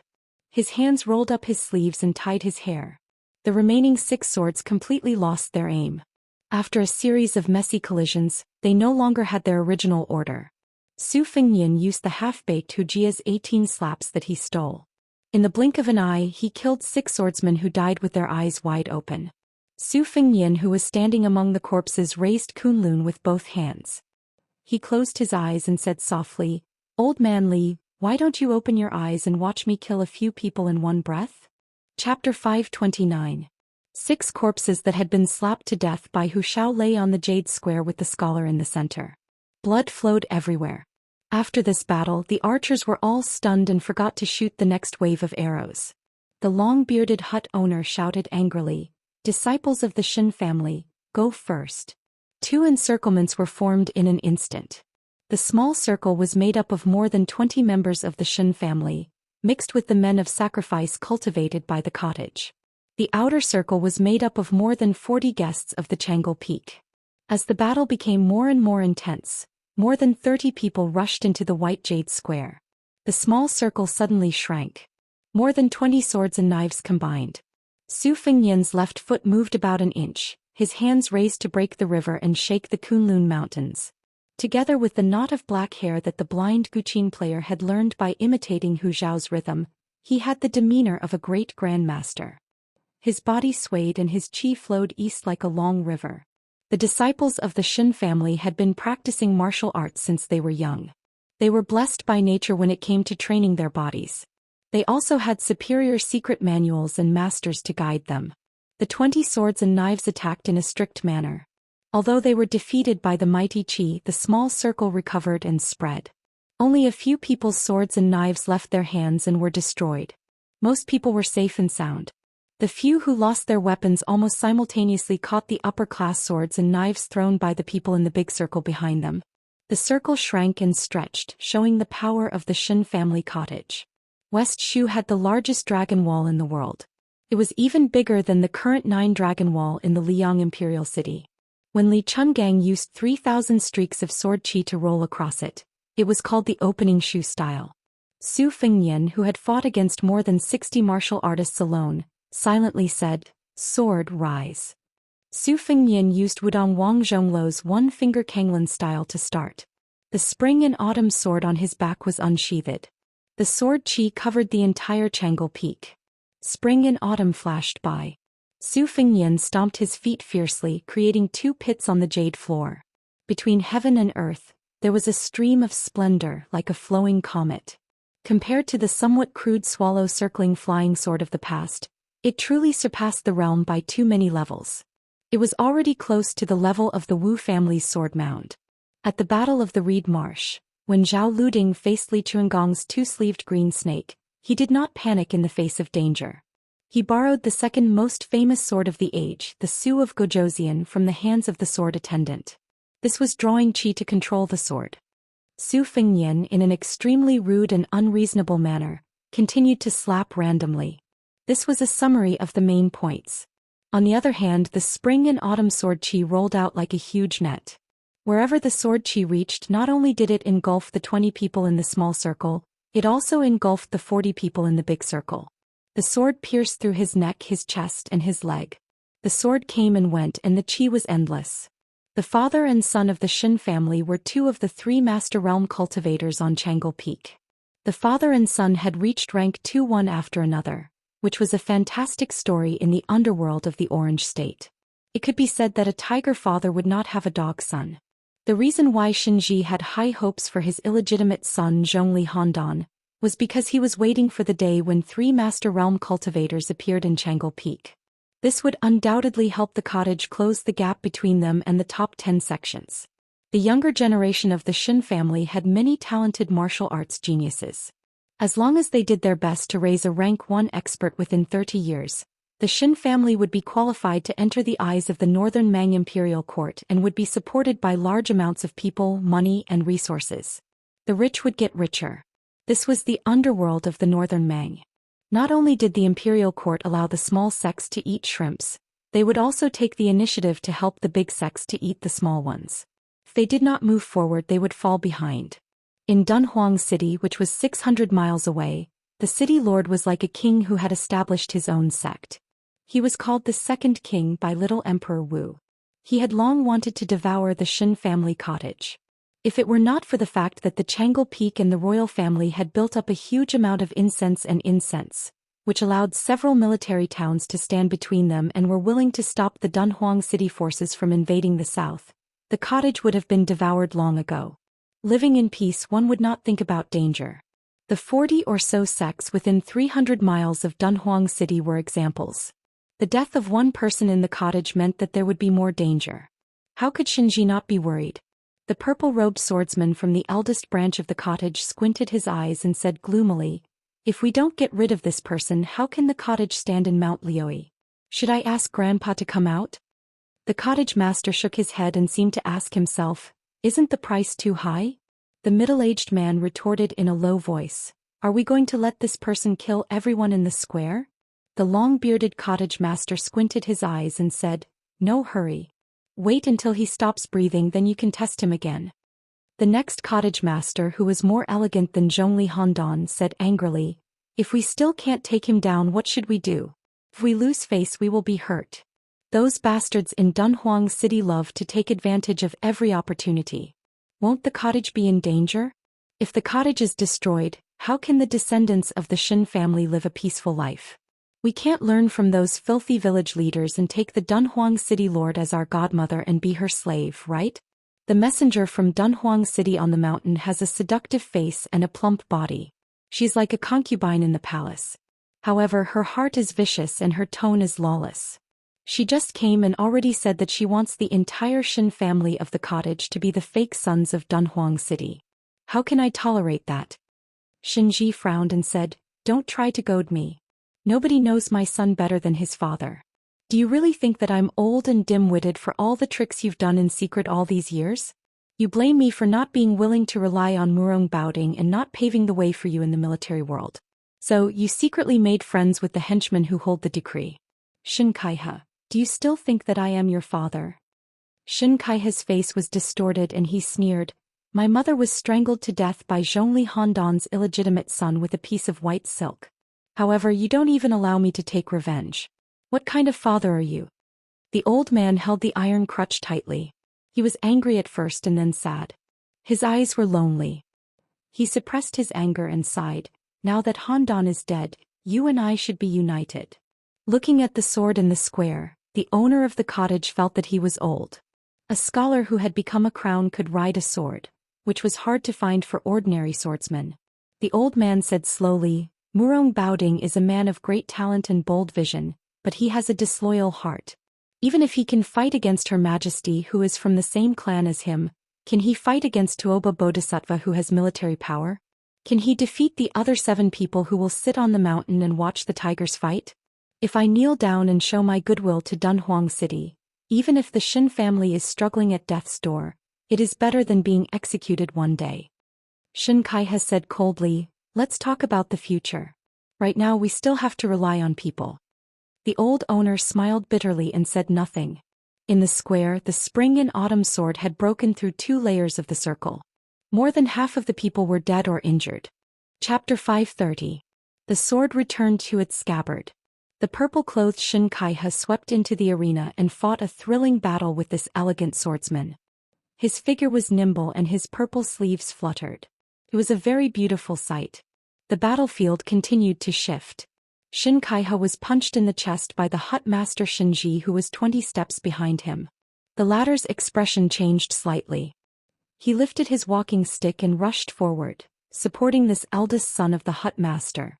Xianxia stood behind the long-bearded hut master. Zhou Xian originally did not want to play any trick of capturing the leader of the bandits. He only wanted to deal with the continuous battle of attrition and kill again. However, since he had delivered himself to his doorstep, he did not hold back. He unsheathed the spring and autumn sword. He saw the hut master with the white beard lift his walking stick. Su Fengnian sensed that this second-level master's qi had collapsed in an instant. Although there were signs of reversing the flow of qi, it was as if he had received another heavy blow. Finally, like the river and the sea, the spring and autumn sword pierced through his heart without any stagnation. It drew an exquisite arc in the air and returned to its scabbard. Su Fengnian narrowed his eyes. There was some surprise and even more unreasonable strange smile. Xianxia roared, "Father!"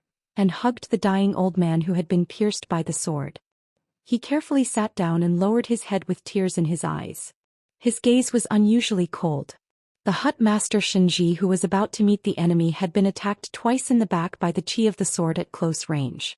2 of his vital acupoints had been pierced. The acupoints themselves were not fatal to martial artists.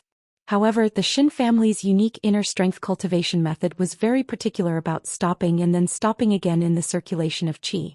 The circulation of qi was progressively progressing layer by layer. In the end, the atmosphere was very vigorous. This subtle moment of the Xin family's 3 stops to reach the peak was not easy for outsiders to grasp.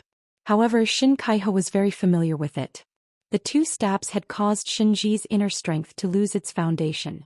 Finally, he was easily defeated by the spring and autumn sword. Father and son, one lying down and one sitting, looked at each other. Unexpectedly, Xianxia, who had committed treason, wanted to use the excuse of wiping the blood to cover Shinji's mouth to prevent him from shouting out the truth. Unexpectedly, the old man only smiled bleakly and did not show much anger. He shook his head slightly and spat out a mouthful of blood. He slowly said, "Kaiha, although Zhongli Handan is arrogant, he has no ambition. You only know how to be jealous of his martial arts talent and hate his ruthlessness. Do you know that your mother and Aunt Lu were killed by your father's hands and not by him? I'm doing this for the future of the cottage. Handan has untied the knot in his heart. He doesn't hate you. Once I die, he will focus on practicing martial arts. You can take advantage of Dunhuang City, which is rumored to be Tuoba's lover, to join the army. Then you will have a meteoric rise. Furthermore, if Handan reaches the first rank, he will be in charge of Lefeng. Then you will have nothing to worry about. After all, the position of the leader of the cottage is yours. The bright future is also yours." Shinji, who was on the verge of death, spoke intermittently. Xianxia, who was in the prime of his life, pursed his lips and his lips trembled.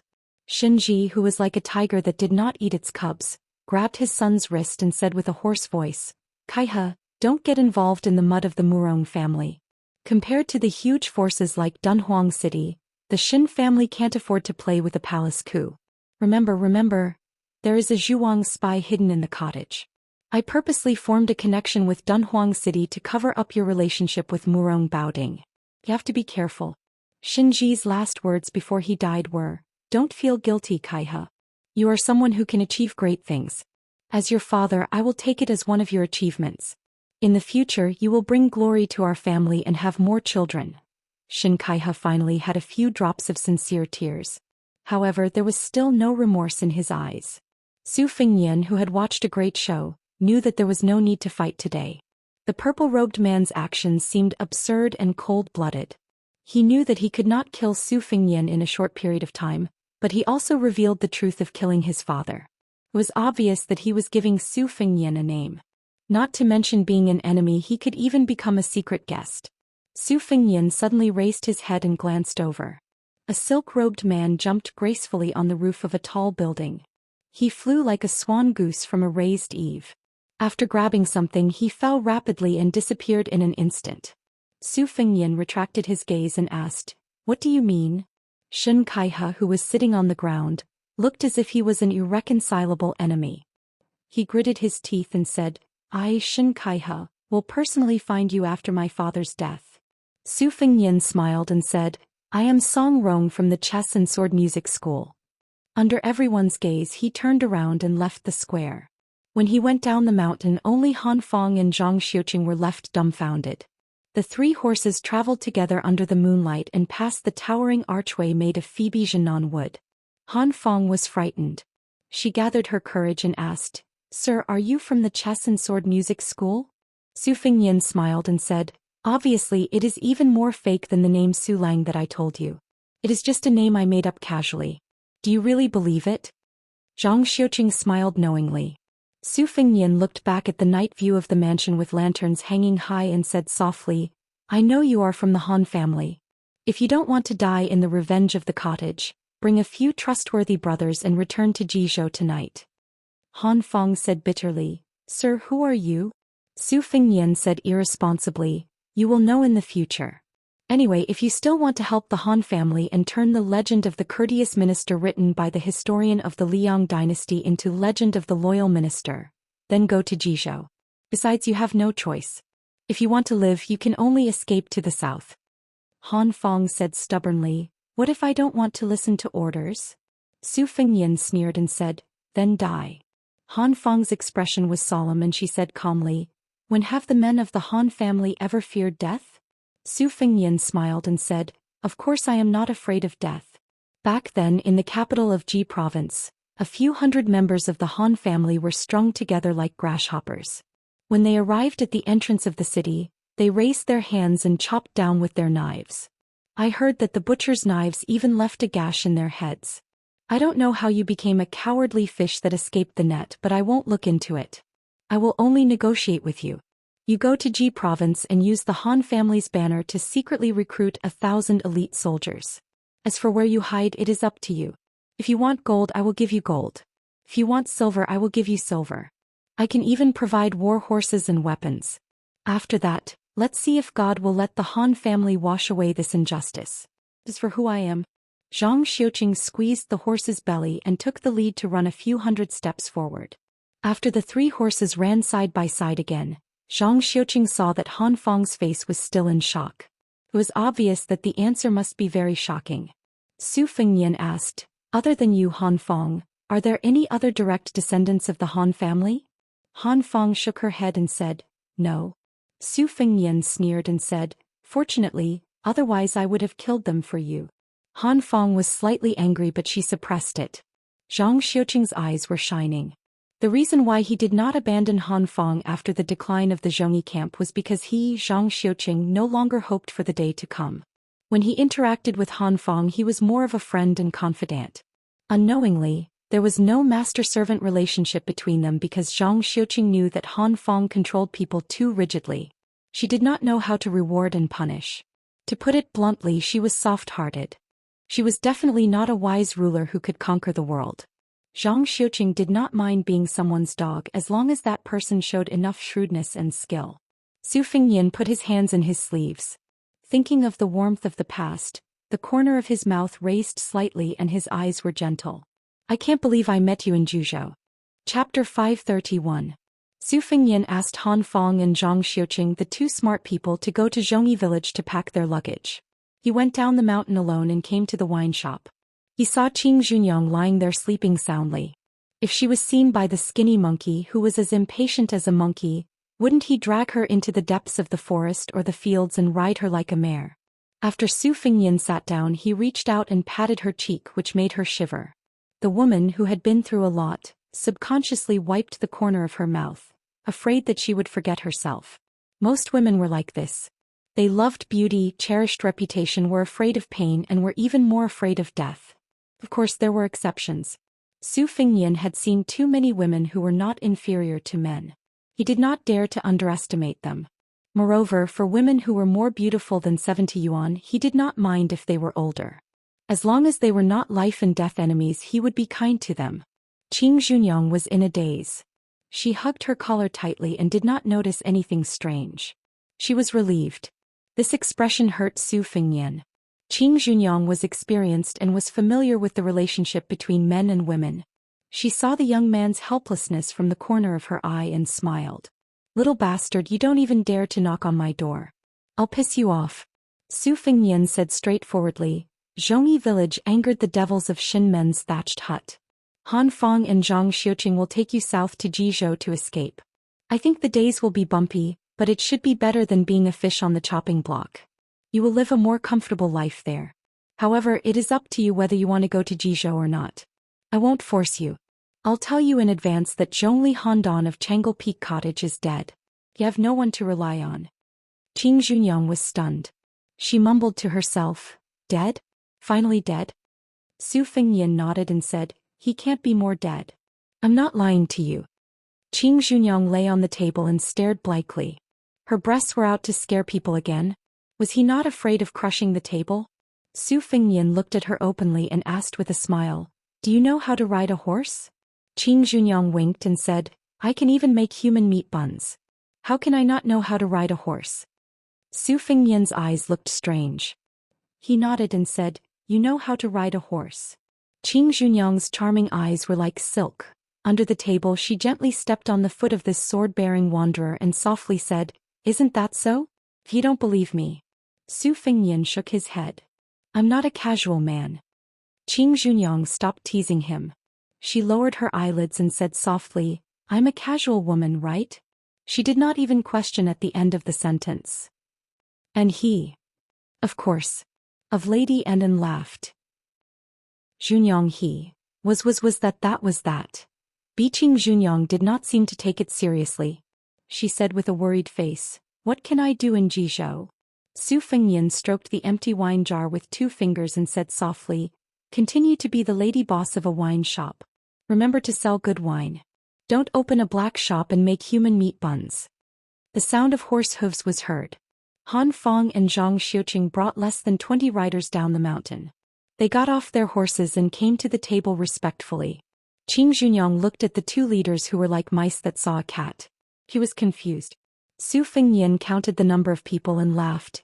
"Including you, there are only 20 riders. Was it the second leader who stopped you? He didn't ask you to drag the whole village down with you." Han Feng blushed. Zhang Xiuqing smiled and hit the nail on the head. If she had not tried her best to stop them and only brought 18 strong brothers to Jizhou, Han Feng would have wanted to bring them all to the south. Su Fengnian stood up slowly and walked around the table to Qing Junyang's side. He picked her up and put her on his horse. He raised his head and said, "Qing Junyang, go to Jizhou. Find a man you like and marry him. If anyone dares to talk bad about you, I will let the 2 leaders tear their mouths apart." On the horse, the young woman who was still drunk suddenly cried. She bent down and hugged the scholar's head, but she did not let go. For a long time. Su Fengnian finally said with great difficulty, "I can't breathe." The men of Zhongyi village were stunned. Moreover, Qing Junyang had a moment when she was shy like a young woman. Su Fengnian said softly, "Live well. There is no greater principle in the world than this." She nodded and wiped away her tears.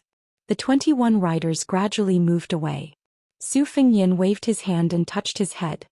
He said softly, "So fragrant, so heavy." Other than having a funny name, Du Qinglu only had a very ordinary face. His skills were average among the foreign officials of the Shen cottage. He could not participate in confidential matters. 5 or 6 years ago he went to Chang'an Peak. Because he practiced a set of sharp swordsmanship that was not known in the Jianghu, the moves were not flashy, but they were very murderous. Thus he was often caught by Zhongli Handan to compete with him and practice his swordsmanship. Du Qinglu was not a loner. He got along well with many officials on the mountain. He was a small character who was willing to lower himself to get to know people. He was also one of the few important officials in the cottage who was willing to be nice to the bandits. He often went down the mountain to drink and laugh. Chapter 532. This chapter is not updated on the 18th. It is a chapter to thank the new top scholar for his calligraphy. The mansion of Shin Men Cottage was in chaos. As the night deepened, more and more red lanterns were hung. Many of the acquaintances began to gather and whisper to each other. Those who did not have time to get close to the fight were all shocked by it. 34 people died in the encirclement of the young swordsman who went up the mountain to pick a fight.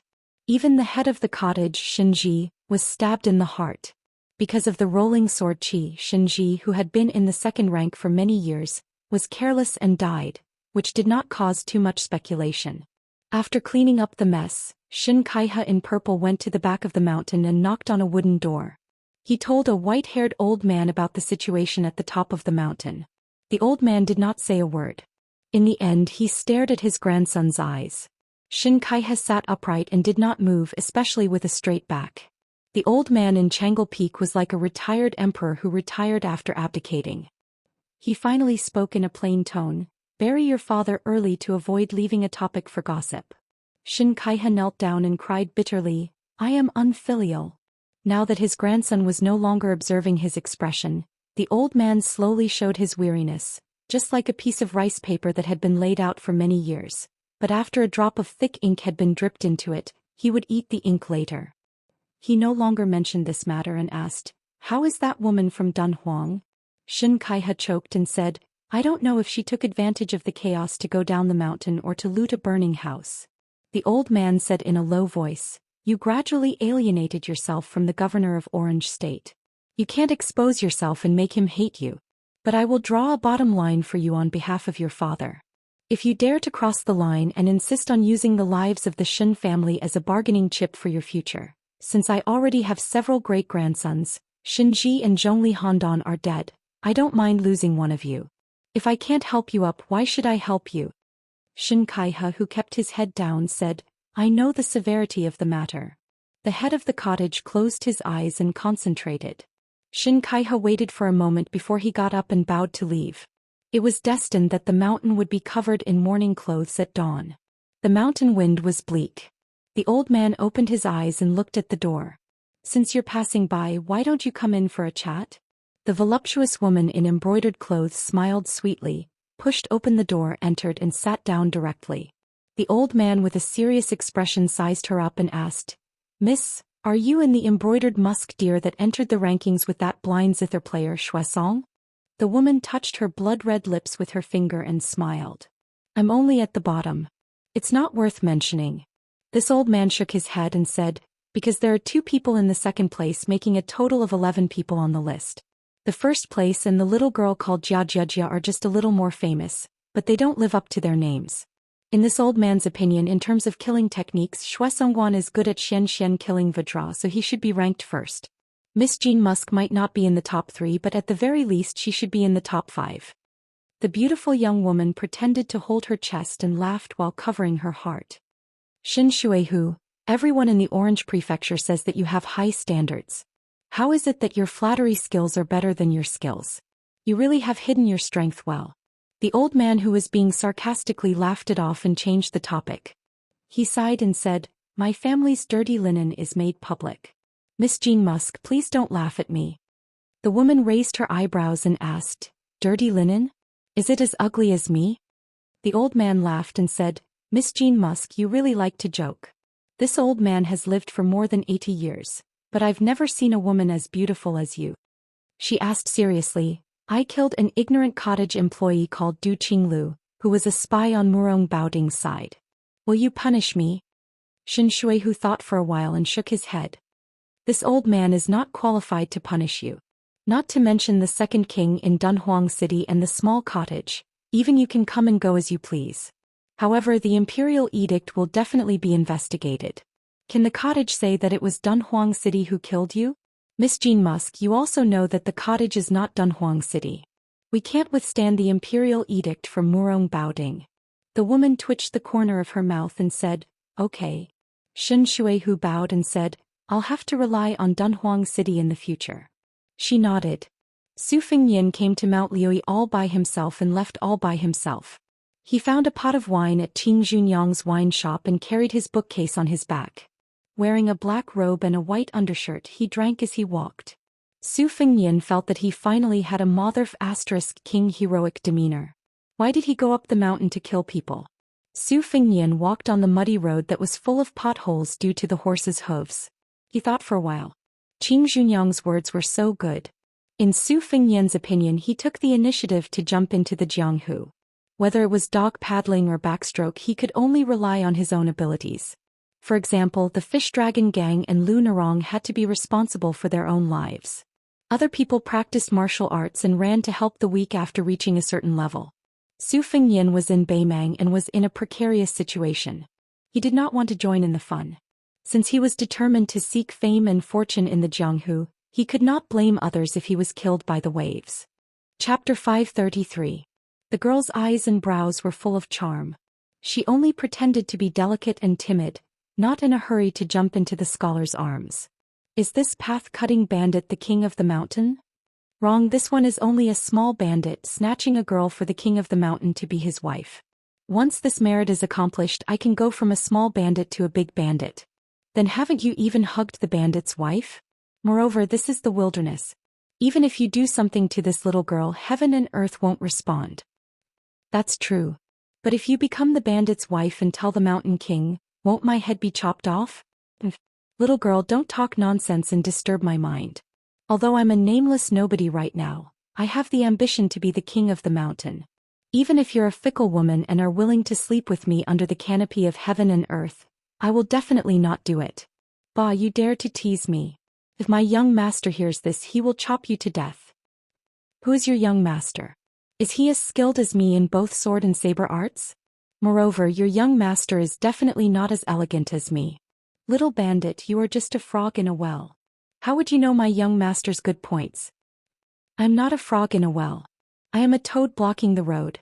Little girl, you can insult this one's appearance, but don't insult my bandit profession. Sigh, my young master said that he has made up his mind to build a pigsty on the ridge of the field. You will not let the goodies flow into the fields of others. But why haven't you eaten me yet? That's strange. Your young master is indeed a gentleman. I admire him very much. The moon was bright and the wind was high. It was a good night to kill people. Otherwise, it would be a man and a woman having a romantic moment. How bored must this pair be to chat in the middle of the night on a muddy path? After chattering for a while, the embroidered clothed girl finally flew into Su Fingyan's arms like a graceful butterfly. Su Fingyan hugged her soft body and sniffed hard. He closed his eyes and said with intoxication, "After smelling it, your scent is still the most fragrant. It's even better than seeing a piece of delicious roasted sweet potato after you've lost your mind from hunger." The woman hugged him tightly and pressed herself against his chest. It was as if she wanted to rub herself into his body. She murmured, "This servant was originally called Sweet Potato." The young man and woman who were master and servant walked out of Baelyong at almost the same time. It seemed like a warm reunion in a foreign land, but who would know about the soul-stirring journey that belonged to each of them? She was always smiling at the people she cared about. "Sweet Potato, loosen your grip.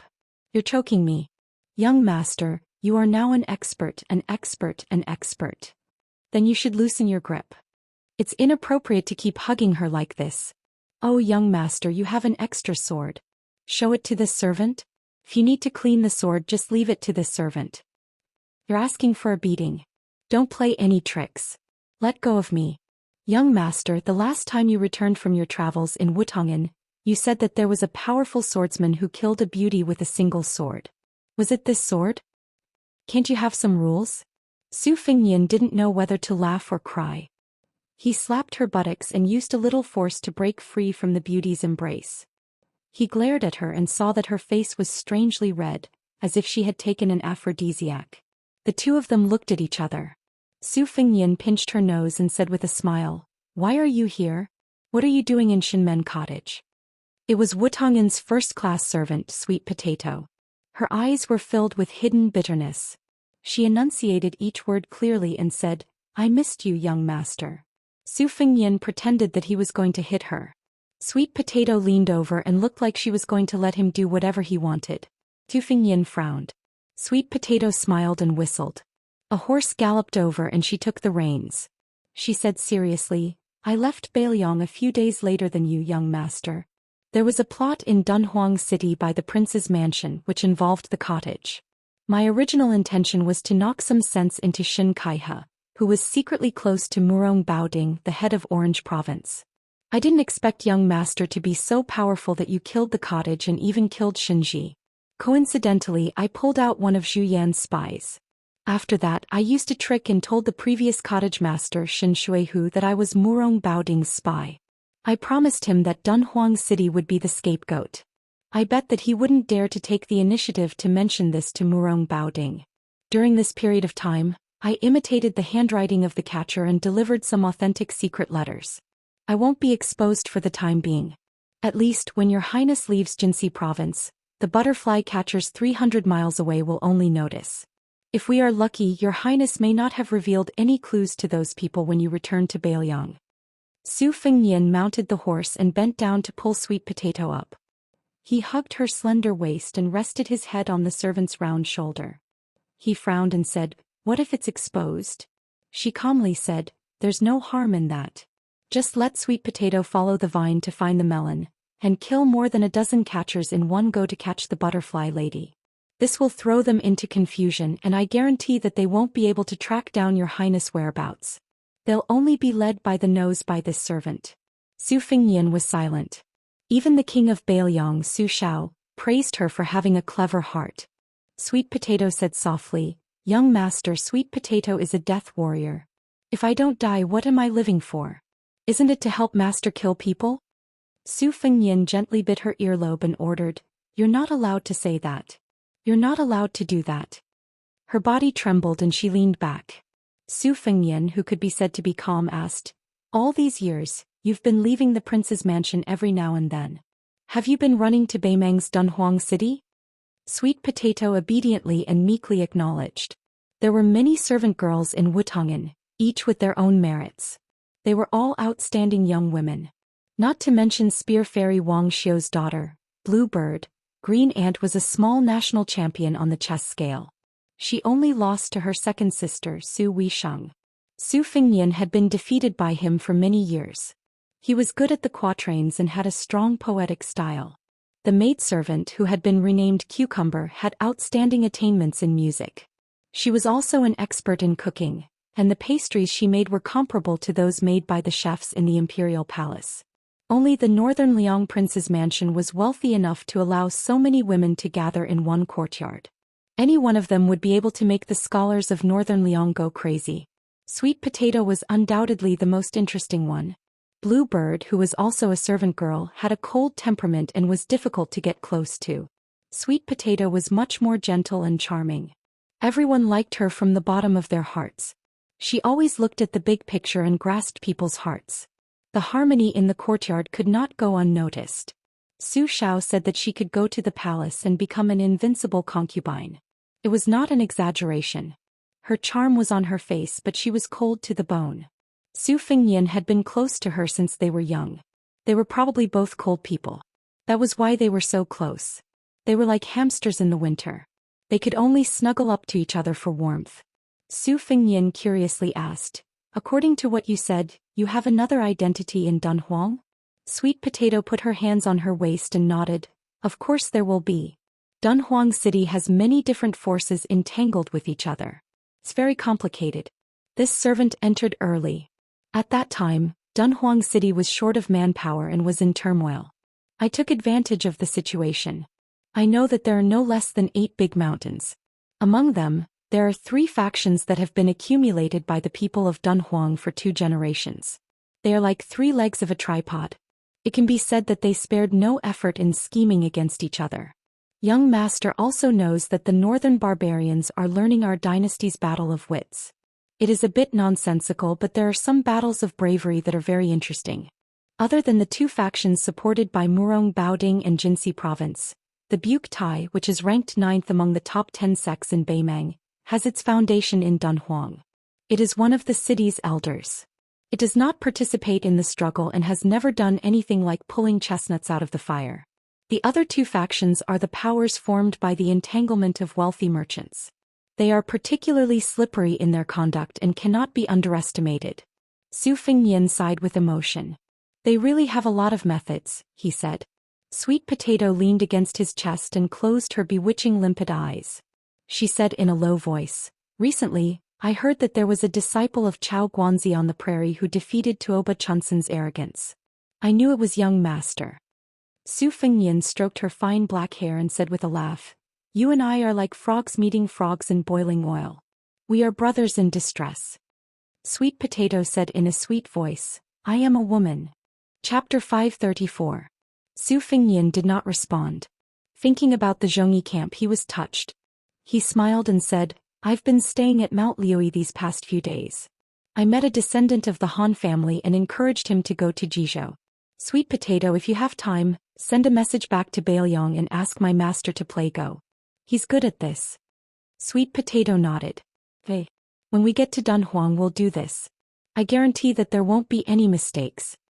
Su Fengnian said softly, "My master has always regarded Go as a wild fox. He disapproves of it and doesn't think highly of it. He says that although the moves of the Go pieces seem complicated, it's far from being as unpredictable as the human heart. A Go piece can take root on the chessboard mountain. After all, a black go piece is still a black go piece and a white go piece is still white go piece. No matter how you change the colors, a person can reverse black and white. Loyalty, righteousness, kindness, and so on are not worth mentioning. In the past, I didn't think so. I just thought that my master's go skills were not good enough. He couldn't even beat my second sister, so he found this excuse. Now that I look back, I understand my master's good intentions. In the past, under the shade of the tree in the prince's mansion, watching the small ripples or the rise and fall of the water was always like watching a play. I never personally entered the game. Perhaps it's because the old foxes hide too deeply that I can't see it clearly. But in Mount Lioi, a small Zhongyi camp, there are some differences in the way the leaders do things. Sweet Potato, is this what my master meant by cutting a small hole to make a big fuss? Sweet Potato stroked the back of Su Fengnian's interlocked fingers and said softly with a smile, "Young master is becoming more and more sensible." Su Fengnian was about to teach his head-maid a lesson when she suddenly turned her head. She raised her sharp chin. Her fox-like face was devoid of any signs of spring. She said, "Young master, I'm not talking about Sweet Potato. I'm talking about those people who can't see the light for years or even decades. They don't even have a proper name when they die. You have to remember their kindness." Su Fengnian nodded. "I'll remember that." The transmission of information was done in the form of human lives and blood. On the battlefield were scouts and horses, in the dark were secret agents and spies. The latter was even more silent. "Sweet Potato, this horse is not bad. Is it a famous horse from Beimang?" "It's a night jade lion. One horse is worth 50 taels of gold." "You rode from Dunhuang? What kind of status does he have to be so imposing?" "Young master, you'll know when you arrive." "You don't want to say?" "I scratched your armpit." "Young master, don't." You're rebelling. Just because you say you don't want it, you don't want it? Who's the young master and who's the servant girl?" Instead of finding a place to rest, they galloped through the night and arrived at a small city without walls in the wee hours of the morning. Sweet Potato, who had slept in Su Fengnian's arms, continued to curl up her head, not letting anyone see her beautiful face. He stopped at an inn to rest, paid the bill and left in less than 2 hours. The innkeeper and the waiter, who were mesmerized by the Sweet Potato face and figure, looked at the departing figure, thumped their chests and stamped their feet. "This damned scholar, he picked such a delicate and beautiful flower." The innkeeper and his assistant suddenly came back to their senses. The latter took the lead and was about to run to the inn where the man and woman were staying. What could they do in 2 hours if they came and went in a hurry? As long as one was enlightened, they would know even if they used their buttocks to think. Smelling the fragrance of the quilt was also a great blessing. The innkeeper grabbed his assistant's collar and angrily scolded him, driving him to do his work. He rushed into the room and saw that the quilt was neat and clean. He did not give up his evil intentions and jumped on the big bed. Not smelling the woman's body fragrance, the middle-aged bald innkeeper became absent-minded again. He punched the bed and cursed bitterly, "This boy is not a man. Such a beautiful woman, it's worth it even if I lose 10 years of my life to have fun with her." It was said that a horse could travel 1,000 miles in a day. It was impossible for a single horse to travel 1,000 miles in a day. A military horse had to brush its nose every 30 miles. Moreover, even if the horse did not hesitate to run until it died, it would not be possible unless it was the continuous post horses of the Liang dynasty. If there was an emergency military situation, it would need to travel 800 miles. It was based on the premise that it was changed every few dozen miles. Only then could it reach the limit of 800 miles in a day. During the Great War of the Spring and Autumn period, there was a rare example of a horse traveling 900 miles in a day to deliver a letter. However, during that widespread delivery, more than 10 post stations were neglected and 2 priceless horses died from running. This jade lion with good endurance and leg strength did not rush, but it did not stop. It took 3 days and 3 nights to see the huge outline of Dunhuang City. It was just dawn and Dunhuang City was strictly forbidden at night. At this time the city had not yet opened. Sweet Potato asked if they wanted to take a look at the Tsaiji Buddha cave outside Dunhuang City. There were more than 26,000 statues of Buddha, Bodhisattva, celestial beings and fairies in Tsaiji Buddha cave. It was worthy of being called a sacred place of Buddhism, second only to the 2 Zen temples in the Central Plains and Mount Lontuo in the western region. Unlike many important places of religion, Tsaiji Buddha cave was not built on a mountain. It did not ask for the mountain to be higher than the Buddha. It was built from the ground or carved from the mountain. It allowed visitors and believers to go to the top of Tsaiji Mountain to enjoy the scenery. The only main Buddha was only carved from the mountain. There was no need to go up the mountain. The main Buddha of Tsaiji Cave was 3 Buddhas of 3 worlds sitting on the Sumeru platform. The one in the middle was 66 feet tall. His face was plump and solemn. The pattern of his cassock hung diagonally in front of him. The 2 sides were more than 40 feet tall. There were bodhisattvas on each side. At the end of the 2 sides were 8 celestial beings. Seeing the towering Buddha statue from afar, Sweet Potato smiled and said, "Behind the main Buddha, there are 81 lotuses. On each lotus there is a bodhisattva worshipping it. There are many Buddhists in Beimang. These 81 bodhisattvas have almost all been divided among the rich and powerful. Their incense is flourishing. I'm afraid even the 2 Zen temples can't compare. Among them there are more than 10 great bodhisattvas. Not to mention the rich and powerful in Dunhuang. Even the few great city in the grassland would have to think twice before voluntarily giving up the idea of fighting for them." Su Fengnian dismissed it with a smile and raised his head to take a closer look. The main Buddha performed the fearless mudra. On the top of the cavern, there was a large lotus with shallow marks carved by the southern Tang round knife. It left a deep impression on Su Fengnian. Hundreds more flew into the sky. Their bodies were light and their expressions were natural. Su Fengnian lowered his head and put his palms together. Beimang and Liang were about to launch a mighty Buddha extermination if nothing unexpected happened. Su Fengnian continued to worship Buddha. Sweet Potato did not believe in Buddha, but she followed suit. After standing still for a long time, Su Fengnian did not say anything. He turned around and left. He pulled on the reins but did not mount the horse. He said softly, "Zazai, Zazai, Zazai, there is no one, there is no me. Ask your own safety at this time. Know where you are and you are naturally at ease.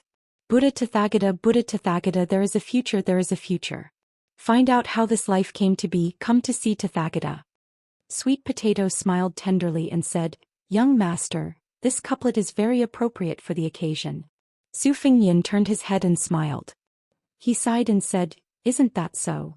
Remembering something, Su Fengnian said, "I met a monk this time. You won't be able to guess who he is." Sweet Potato said, "The Dragon Tree Monk, the abbot of the 2 Zen temples. I know he has come to Beimang. Since young master said so, it must be him. This Buddhist saint is indeed extraordinary. Otherwise, why would he be praised for crossing all living beings in the sea of bitterness? Only the Kunlun Pond dragon knows how to listen to his lectures. The Buddhist lion's roar can cause the Penglai Sea to raise huge waves." Su Fengnian looked melancholy. She covered her mouth and smiled. She took a few steps back and pointed to the top of the mountain. She said softly, "I just got the news that the Empress wants to invite the state preceptor Immortal Qilin to build a Taoist temple on Tsaiji Mountain." Su Fengnian said to himself, "Do the Buddhists and Taoists hate each other in the mountains?" Su Fengnian left Tsaiji Myriad Buddha Cave far away. He got on the horse with her and galloped to Dunhuang City. Sweet Potato asked, "Young master, the 6 paths of reincarnation mentioned by the Buddhists, is there really such a thing?" Su Fengnian said calmly, "If you believe it, there is. If you don't believe it, there is none." She hesitated for a moment and looked back. She was destined to die when she was born. She always wanted to give her body to young master so that she could die willingly. If she died early and reincarnated, she would seize the opportunity to be a devout Buddhist in this life and reincarnate as a good-looking woman. Maybe she could meet him again. She didn't want to live until she was old and wrinkled. It was too ugly. Su Fengnian suddenly said, "Sweet Potato, when I have a daughter in the future, no matter who she is, you will help her dress up and teach her how to apply rouge, okay?" She blinked her eyes and asked with a red face, "But I'm just a worthless maid." Su Fengnian said in a deep voice, "I'm a man and you're a woman. It's that simple. If you talk about worthless again, I'll beat you." Sweet Potato lowered her head and then looked up at him in a daze. Outside the city, young master and maid were enjoying each other. He continued, "You have to promise me that I'll bully you when I get to the city. Don't talk about beating you, I'll eat you up." "Really? A gentleman keeps his word. Young master is a gentleman. A humble person's words can't be changed even by 9 bulls and 2 tigers. Young master is heroic. That's right, let's go. Pick a big bed and go to bed." Chapter 535. The yellow sands stretched for thousands of miles. Dunhuang had formed a circle, creating a paradise for 70 to 80,000 people. The snow-white night jade lion did not go through the south gate, but instead went to the north gate. Su Fengnian knew that according to the layout of Dunhuang, going through the north gate was like going through the black tortoise into the imperial palace. However, Sweet Potato was meticulous and had taken root in Dunhuang for many years. Su Fengnian was happy to go along with the host and did not say much. As they approached the north gate, Sweet Potato dismounted and said that he would lead the horse into the city. Su Fengnian did not agree and dismounted together to walk. Sweet Potato insisted on taking the bookcase and carrying it on his back. One on the left and one on the right, they walked towards the north gate. There were 2 rows of strong armored guards with halberds in their hands. They were all ceremonial embroidered halberds. Seeing Sweet Potato in embroidered robes, they knelt down without saying a word. There were more than 100 people kneeling down. Su Fengnian was confused. After passing through the gate, his vision suddenly opened up. Just as the tide-listening pavilion had described, the giant palace at the northern end of Dunhuang had been split into 2 for some reason in recent years. Its geographical location was very clear. It was divided into 2 palaces, east and west. The Yeting Palace in the east and the Purple Golden Palace in the west. Su Fengnian followed Sweet Potato and led the horse westward. The ground beneath his feet was paved with thick white jade slices made of fine suet jade. In front of a heavy palace door that was slowly opening, Su Fengnian deliberately squatted down to touch it.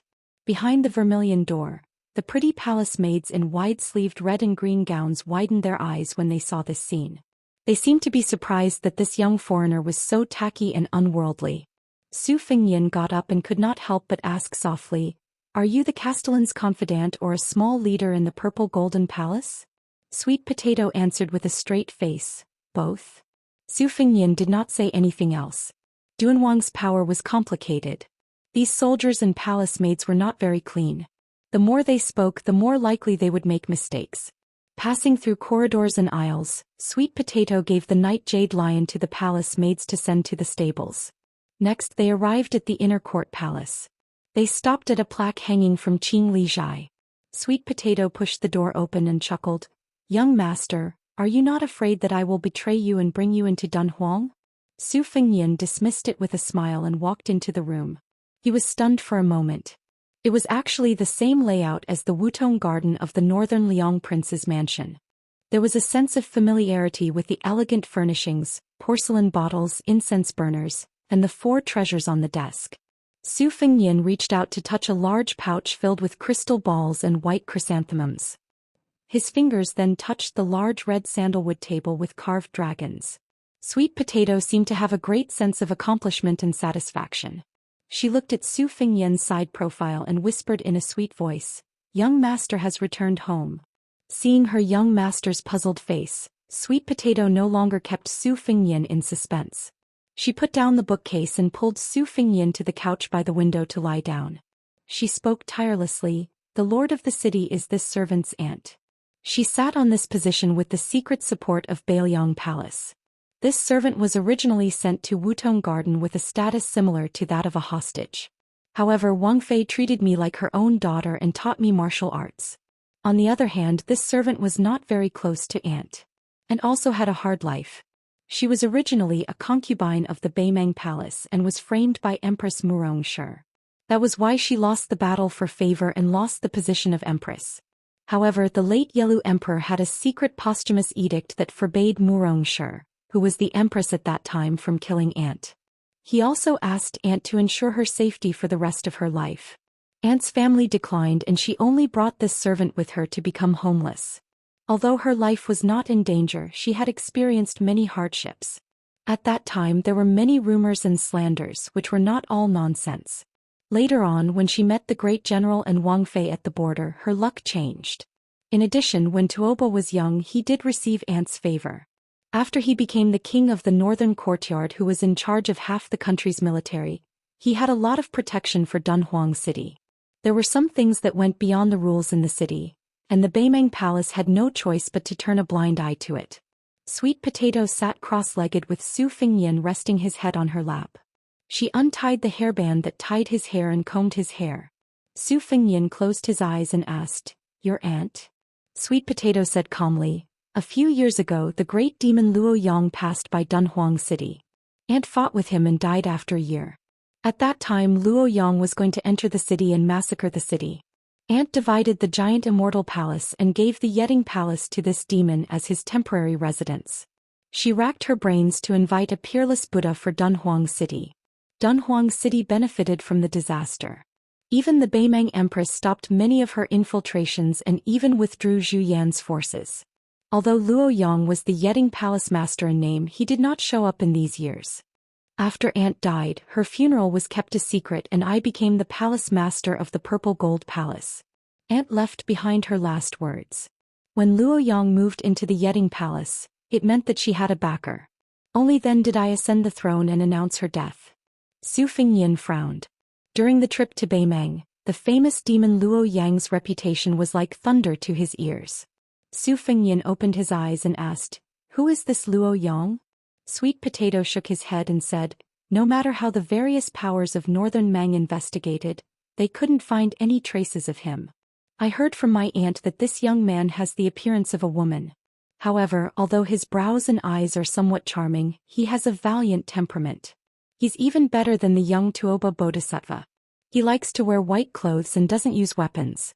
However, there was a rumor that several stunning women had appeared around Luo Yang and were treated as his exclusive property. Among them there was no lack of daughters of noble families. At that time, Dunhuang City had also sent a young beauty whose beauty could topple a city. Luo Yang's fishing habits should be true. Su Fengyan held Sweet Potato's hand that was caressing his cheek and subconsciously rubbed it. He asked, "Will this Luo Yang have evil thoughts when he sees you?" Sweet Potato smiled and said, "This servant's beauty is probably not enough to enter his eyes." Su Fengyan scolded, "Bullsh*t." Sweet Potato lowered her head and stared into his red phoenix eyes. Her breath smelled like orchids as she whispered, "Young master, after 3 years of traveling, I heard you tell me that only those who eat too much sweet potato will fart. You haven't even eaten a sweet potato yet." Su Fengyan's eyes suddenly widened. Sweet Potato's unruly hand touched his waist and went straight to the root of the problem. He looked into her beautiful face. Her eyes were like silk and her eyebrows were full of lust. However, the bottom of her eyes could not hide the shyness of a young woman. Su Fengyan did not know whether to laugh or cry. "How much courage do you have to do such a thing? Playing little tricks with a womanizer like me, in the end you are the one who is at a disadvantage." Su Fengyan was not embarrassed by his little brother's uncontrollable hostility. On the other hand, Sweet Potato, who had secretly looked at a few erotic pictures with Green Ant and the others, did not know how to end it. Being stared at by Su Fengyan, Sweet Potato blushed and did not know what to do. Su Fengyan saw that her eyes and cheeks were almost dripping with tears. He did not want to embarrass her any further. He smiled and said, "Stop fooling around. I'm going to take a bath first and then have a good sleep. I won't be taking care of the sword today. I'll have a good rest. When I wake up naturally we can talk about other things." Sweet Potato felt as if she had been pardoned. When she bent down to put on her embroidered shoes, Su Fengyan slapped her especially plump and bouncy buttocks. He teased, "You don't know, but on this trip to Beimang I was constantly being teased by women. I even slapped a woman's buttocks in a border town. But she wasn't as pretty as you. Her face was 10 streets away from yours. Only her breasts could be compared to yours, but her buttocks were far from yours." Sweet Potato, who had evil intentions but no guts, fled in panic. Half an hour later, Sweet Potato led Su Fengyan to a side room. There was a bathtub made of yellow rosewood that was filled with mist. It was steaming hot. Even though there were no petals, the fragrance of the bathtub assailed his nostrils. Su Fengyan glanced at Sweet Potato, who had taken off her brocade gown and was only wearing undergarments. This was the gift of this first-class maidservant of Wutong Garden. Every early spring, her fragrance could even attract bees and butterflies. The scene of a woman walking with butterflies fluttering around her was too wonderful for words. The scholar officials were addicted to precious jade figurines and the like, but compared to her national beauty and heavenly fragrance, they were not even worth mentioning. Sweet Potato helped him take off his clothes. She was familiar with these chores and was the only personal maidservant in Bailiang Palace. She was only one step away from becoming a Tongfang. Thus she was also the first person to see Su Fengyan naked. Only when she was not around would the green ants do it for her. Every time, the latter would want nothing more than to close her eyes in embarrassment. Su Fengyan looked at Sweet Potato, who seemed to be possessed by green ants. He smiled and asked, "You were different in the past. Is it because you're so close to home? What, you only know how to be shy now?" Chapter 536. Su Fengyan walked into the bathtub and Sweet Potato skillfully wiped his body. It was a long time since he felt so comfortable. Sweet Potato saw a scar on his waist that hadn't faded even after the great yellow courtyard. It was a ghastly sight and her lips trembled. Su Fengyan, who was enjoying himself with his eyes closed, said calmly, "I was unlucky. Toba Chunsun brought 2 great devils to surround me. After I escaped, I was struck by Duanbo Erwi's thunder spear while I was hunting." Sweet Potato remained silent. Her body was pressed against the wooden wall of the bathtub, and her head rested on Su Fengyan's shoulder. She asked softly, "It's not good to stand outside the tub. Do you want me to come in?" Su Fengyan nodded. She didn't take off her thin clothes. She half-squatted in the spacious bathtub and her technique was delicate. Her clothes were soaked and it didn't make much difference whether she wore them or not. At this moment, it seemed that wearing more clothes would make her even more charming. When Sweet Potato swam behind him like a plump koi and touched the large patch of fine scars on his back, Su Fengyan laughed softly. "Not long ago I fought with the devil Shuesongguan and broke 2 of her zither strings. She had the 18 beats of the Hujia, which made me suffer a lot. Now that I think about it, I still have lingering fears. Sure enough, when I see those rare finger Xian experts, I still have to take a detour. At first I thought that since she jumped into the finger Xian realm, her combat power should be about the same as Duanbo Erwi's. I thought that she could try to fight with them, but I was wrong. In terms of the 3 sects, there seemed to be no difference between the 3 realms. However, in Jianghu the difference of 1 realm still made a world of difference. Sweet Potato, what realm are you in?" Sweet Potato rubbed Su Fengyan's chest. Her eyes were blurred, her body trembled and her voice trembled. "I'm both a fake Vajra and a fake finger Xian.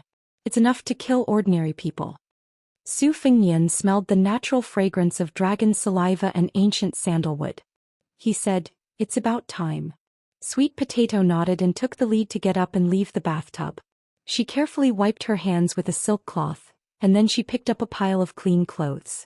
On top of it was a purple robe of exquisite craftsmanship. It was the purple robe of the imperial family of the Central Plains. Su Fengyan walked out of the bathtub and walked closer to take a closer look. He said in surprise, "Is this the python robe of the Southern Tang Imperial Weaving Bureau? How did it came to Dunhuang City?" Sweet Potato smiled and said, "When the scholars of the Central Plains fled to the north, one of the leaders of the Weaving Bureau secretly hid this python robe and sold it for profit to an influential official in Dunhuang. The latter gave it to my aunt as a gift. In fact, there were 2 robes. The robe in my hand was originally intended to be given to a prince by the king of Southern Tang, so it fits you perfectly. The other robe is a yellow robe that is relatively small and delicate. It's more suitable for me to wear, but it's too tight for you to wear. Try it on." Su Fengyan didn't refuse either. In northern Mang, forget about wearing a fallen nation's python robe. Even if he were to wear the Zhao family's Son of Heaven's dragon robe in private, no one would be so bored as to impeach him. Under Sweet Potato's service, he put on the purple robe of the imperial family of the Southern Tang and put on the purple gold crown. There were 2 brocade ribbons on both sides of the crown that hung down to his arms. Standing in front of a large bronze mirror with a red sandalwood frame, Sweet Potato's eyes were intoxicated. She said in a daze, "It's a pity young master didn't become an emperor." Su Fengyan laughed. "You've tried it. You still have to sleep. Don't waste this robe. You should change your clothes too." After taking off the robe, Su Fengyan went to his room and fell asleep. Sweet Potato walked over and sat on the bed. She listened to the soft snoring and felt sad. Before traveling he had never snored. How tired must he be to be like this? Laying down on her side, Sweet Potato gazed at the serene face that was just inches away from her.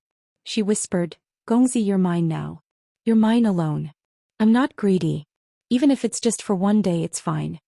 Day and night in Dunhuang were like 2 seasons. The day was as hot as the summer and the night was as cold as the late autumn. When Su Fingyan woke up, he was the only one in the room. He put on his boots and felt a little hungry. He went to the desk and picked up a bell and shook it a few times. A palace maid came over slowly. Su Fingyan ordered in the language of the southern Tang, "Bring me a few pieces of sweet potatoes." The palace maid seemed to understand, but she also seemed to not understand. She did not dare to ask too much. She just thought that she had met a strange guest. She went to get a plate and brought back a few pieces of sweet potatoes. Su Fingyan waved his hand to signal her to leave. He then carried a pile of books to the outside of the courtyard. He first lit the freshly cut branches and dug a small hole. Only then did he start to roast the sweet potatoes. The new branches were wet and were not suitable for roasting. This was what old Huang had taught him in the past.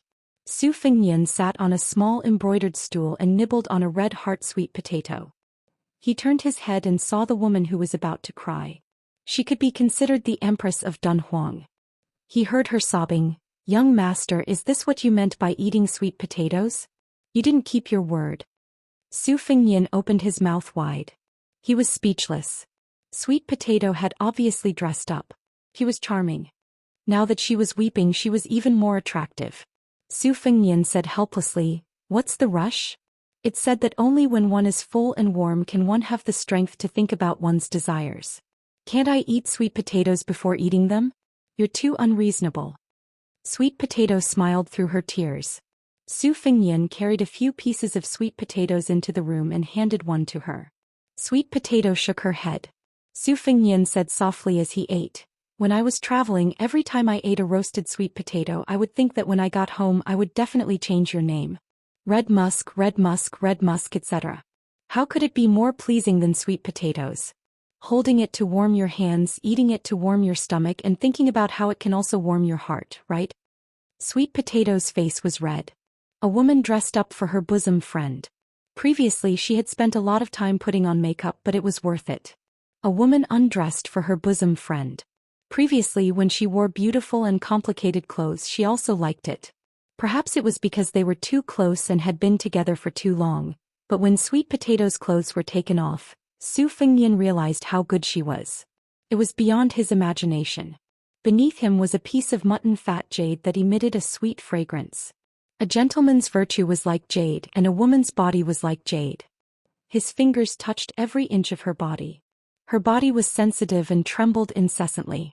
Like a fish in a pond caught in the crossfire, the pair of large twin peaks shook stubbornly. When he went down, it was muddy.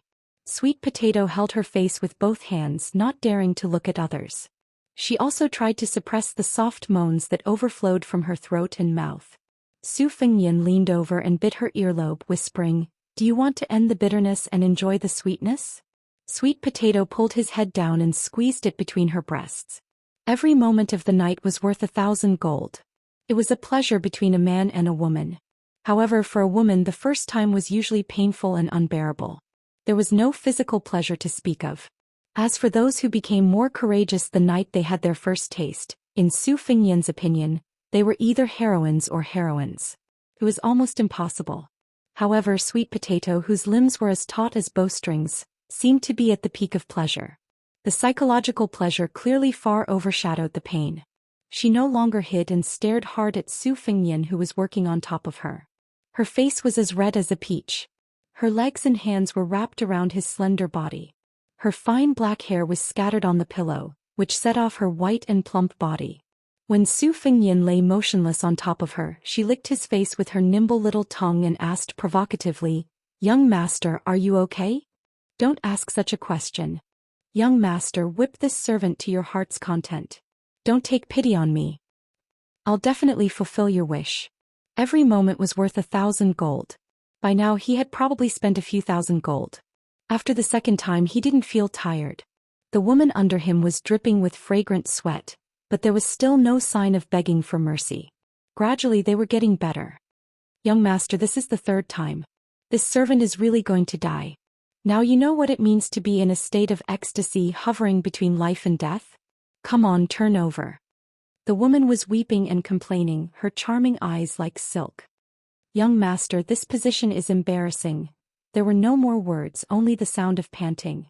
Su Fingyan was like an old ox diligently plowing the fields. Finally he couldn't take it anymore and made a gesture of turning over and dismounting. The two sides looked at each other. Su Fengnian saw the messy finger marks on her chest. He held a plump bamboo shoot that was upside down in front of her chest and asked somewhat guiltily, "Does it hurt?" Sweet Potato asked in return, "Is young master tired?" Su Fengnian didn't puff himself up at his own cost. His 5 fingers slightly tightened and he exhaled a long breath. "Do you really think I'm invincible?" Sweet Potato murmured. Her head tilted back slightly and she stuck a finger into her mouth. Su Fengnian laughed and scolded, "You finally know what a disaster is." She suddenly sat up and put on her clothes.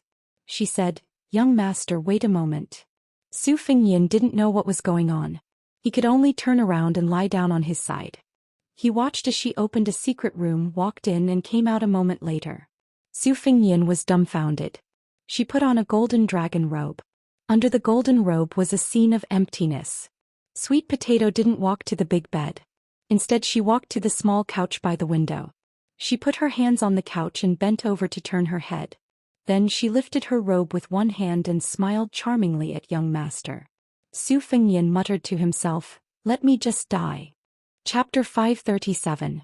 Sweet Potato recalled for a moment and said slowly, "Generally speaking, the famous devils of Northern Mang like to travel alone, and they won't take the initiative to fall out with the forces of the imperial court. Generally speaking, they will mind their own business. Plus, the laws of Northern Mang are relatively lax, so there are very few cases of head-on confrontations. The reason why that devil fought with his life on the line wasn't because he was stubborn, but because Auntie had personally brought along a few martial arts experts to prevent him from escaping. Dunhuang City has 80,000 to 90,000 people. The soldiers guarding the city are called the Jinwu Cavalry. They are all light cavalry, armed with short knives and light crossbows. They are not careless in night battles and street battles. Half of them are outside the giant Immortal Palace and the other half are outside the city.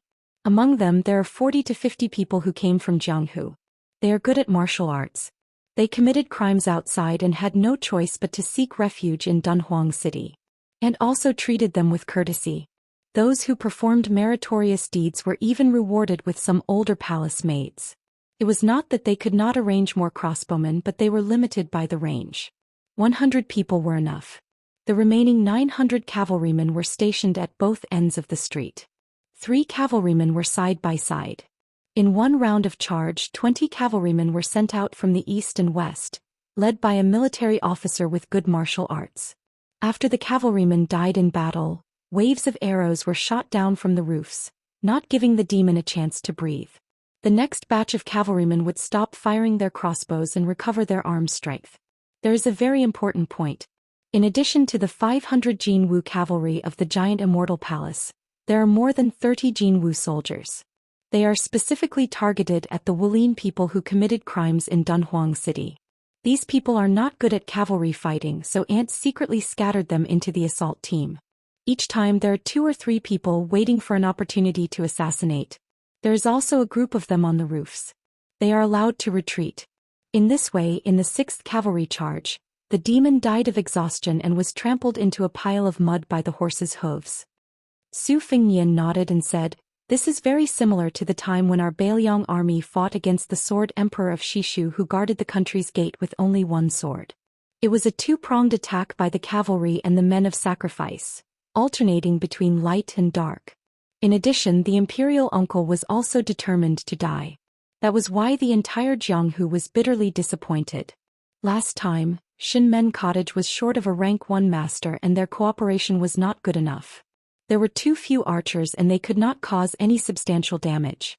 Otherwise, I would not have been able to leave the mountain so easily. I'm very curious as to how the 9 swords of the Wu family defeated the Beimang's 10,000 cavalry 200 years ago. Are there any secret records in Dunhuang?" Sweet Potato smiled and said, "Auntie is a martial arts fanatic. Aside from her collection of weapons, she also has a few obscure secret manuals. She also likes to comment on the martial artists of the world. She writes them all down on paper, but I'm not really interested in them. I'll bring them out for you later." Su Fengnian joked, "Don't worry, I won't be leaving Dunhuang for a while. I want to see how a city operates, so there's no need to hide this matter." Sweet Potato hugged Su Fengnian's arm. That lump of weight was really shocking. She smiled and said, I wouldn't dare to fool you. Su Fengnian sighed and said, this place is really like the Imperial Palace. I wonder what the biggest palace in the world looks like. If I had known, I would have asked Chao Zhongqing, who had entered the royal capital on his 4th attempt. Sweet Potato smiled and said, there are palace maids and eunuchs here, but there aren't many, only a few hundred. It can't be compared to the Imperial Palace of Great Peace City. Great Peace City has a human cat Han Diaoxi who fought to the death with Chao Chongqing 3 times. He's really a weirdo among eunuchs. In my giant immortal palace, the eunuchs are all useless, but the palace maids are all good-looking. Auntie used to be sisters with a secret concubine sect leader from the 4th of the 5 big sects, Princess Tomb. This sect is the biggest demonic sect in Beimang. They have a lot of women and are very good at bewitching men. They take young to nourish Yin, and the women they train are all peerless. Giant Immortal Palace's Dunhuang Flying Immortal Dance was born from Princess Tomb. Would you like to see it? I've only heard of countless men going crazy after seeing it, but I've never heard of anyone who could make an old monk into a bodhisattva. That's why there's a saying about the dance of longevity. It means that whoever can be as unmoving as a mountain can be considered to have achieved longevity. Unfortunately, compared to Princess Tomb's dance of longevity, the Dunhuang Flying Immortal Dance only has 30 to 40% of its essence. Su Fengnian said straightforwardly, it'll be a waste if I don't see it. Even if there's no way to achieve longevity, it'll be good for the eyes. Sweet Potato smiled sweetly, and there wasn't any bitterness or coldness in the depths of her eyes. This was her cleverness and intelligence. Su Fengnian hugged her waist and leaped onto the high wall. They skimmed all the way until they chose the roof of a majestic palace on the central axis of Dunhuang City and lay down. Beside them was the corner of the eaves. After letting go, they looked up at the bright moon above their heads. Su Fengnian pointed and said softly, when I was young I asked people if there were immortals living on the moon. I asked everyone around me and the answers were different. My mother said there were. As long as one ascended they could live in the sky. Su Xiao wasn't serious. He also said there were. He even said that if it rained, it was the immortals' piss. Thunder was fart and hail was excrement. At that time whenever it rained I didn't dare to go out. Second sister was the same as Master Li Yishan. They didn't believe in ghosts and gods, so they both said there were no immortals. Eldest sister liked to argue with second sister, but she insisted that there were immortals. One time during the Mid-Autumn Festival she was angry with second sister. She hugged me and said that when she died she would definitely watch me from the moon with her mother. She even deliberately said to second sister that she didn't believe in immortals and that she wouldn't be able to see her 2 younger brothers if she died. Second sister was so angry that she almost hit her. To be honest, I didn't understand why my 2 sisters always quarreled. At that time I didn't know anything and liked to fan the flames. I was happy to see them glare at each other and puff their cheeks. You also know how proud second sister is. Only this kind of trivial family matter can make her angry. Whatever military affairs, national affairs or worldly affairs, she calculates them as if they were playing chess. It was because she was indifferent that she was invincible. I remember that every time we had a snowball fight I was with her. It was called Grand. She tossed us around like we were marching into a war. We always returned victorious, but she never got tired of it. Once I secretly stuffed a small snowball into the back of her collar. She chased me around half of the prince's mansion. Su Xiao didn't have the code of brotherhood and was just foolishly laughing. After second sister tidied me up, I chased after Su Xiao and killed half of the prince's mansion to vent my anger. Now that I think about it, how many fathers in the world are as sullen as Su Xiao? None, right? With such a disappointing son like me, it's already good enough that he didn't die from anger. After I turned 20, I didn't want to pursue any imperial ambitions. I only wanted to do 2 things well, to practice martial arts and to avenge my mother with my own hands. To command an army and give Su Xiao a lighter burden in his later years. Sweet Potato held Su Fengnian's slightly cold hand and didn't say anything to comfort him. Su Fengnian shook his head and laughed. It's good that he really ascended. I'm willing to believe in the one who rides the bull. Sweet Potato laughed softly. I heard that Hong Xixiang is the reincarnation of Ancestor Lu. Then young master, you're the most powerful person in the world. You've beaten up Ancestor Lu's immortals and often at that. Su Fengnian smiled. Sweet Potato turned sideways. one hand supporting her cheek, and 2 fingers of her other hand stroking her young master's eyelashes. She said softly, "Young master, your eyelashes are really long. I used to dream of touching them." Su Fengnian didn't stop her little action. He said, "Sweet potato, when I leave Dunhuang, you also go back to Bailiang. Don't be a death warrior pawn. Be my concubine in the future." Su Xiao will also agree. He's good at one thing, and that's that he doesn't ask about anyone's background. Even Lu Qingyan, the woman from the Green Party, can do it. Can't you?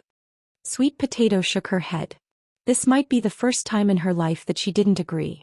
Su Fengnian turned around and frowned. Sweet Potato, who seemed weak but was unusually stubborn in her bones, blinked her eyes. How can a concubine like a marionette kill people? Su Fengnian said unhappily, "You like killing people?" She nodded without hesitation. Su Fengnian stared. Sweet Potato hid in his arms and whispered, "Young master, do you like to be a prince of Bailiang just for show?" Su Fengnian sighed and said, "Putting yourself in my shoes, I understand the reason. But can't you let me be unreasonable?" Sweet Potato curled up in his arms like a kitten. It's Sweet Potato who is unreasonable. I should listen to everything master says. Su Fengnian didn't say anything. Suddenly his eyes lit up. He narrowed his eyes, which would make any woman envious. He patted Sweet Potato's round buttocks and ordered, "Sit on me." After Sweet Potato sat on him, she looked confused and shy. She whispered, "Young master, do you want to do it here?" Su Fengnian said fiercely, "What do you think? You know, Auntie said that I'm 70 to 80% similar to the Beimeng Empress when she was young." She took off her skirt and whispered in his ear, "Young master, there's a dragon throne in the hall. Tomorrow I'll wear the dragon robe and go there." Chapter 538. A fledgling young swordsman met a newly minted female swordsman. In the end, he suffered a crushing defeat and could only beg the female swordsman to spare his life. After sending Sweet Potato back to rest, Su Fengnian did not expect to be able to do that kind of thing on the dragon throne in the palace in the next few days.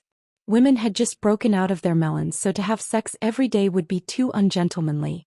Su Fengnian returned to the roof of the palace alone and sat in a daze. During this time he nurtured his sword and Xianlei. After that he dripped his blood on the spring plum blossoms.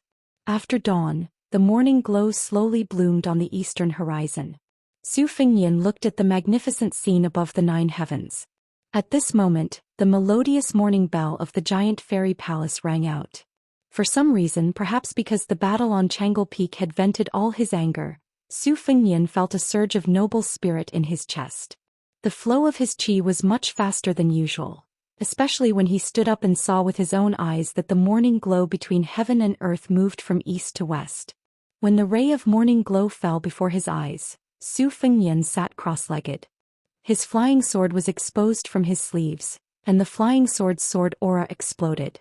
This flying sword, which was only of average quality among the 12 flying swords, flew out of his hand and spun happily without control. It was like a monster in a fantasy. After hundreds of years of arduous cultivation, it was enlightened in a single day. The sword embryo was complete. There was a sword coming from the east. Su Fengnian was wild with joy. He had worn out his iron shoes in vain, only to find what he was looking for without any effort. Immediately he did not need any qi to guide him. With a thought, the flying sword, Morning Dew, flashed and disappeared. Wherever his heart pointed, the sword would follow. After teasing for a long time, Su Fengnian's mind was filled with an unworthy thought. Damn it, I can finally nurture one less sword. Su Fengnian was not in a hurry to put away his sword. He quietly sat where he was and watched the Morning Dew's flight path. His eyes gradually revealed an expression of shock. He tightly pursed his lips and gnashed his teeth. What a dong tai! The wonder of the flying sword does not lie in the flying sword itself. It does not even nurture the sword. It lies in the hidden sword technique. Su Fengnian self-deprecatingly said, "If I had said it earlier, given my personality, I would have definitely racked my brain to find a shortcut. It's better not to say it." Su Fengnian raised his smiling face. His 5 fingers flipped and the flying sword circled around him.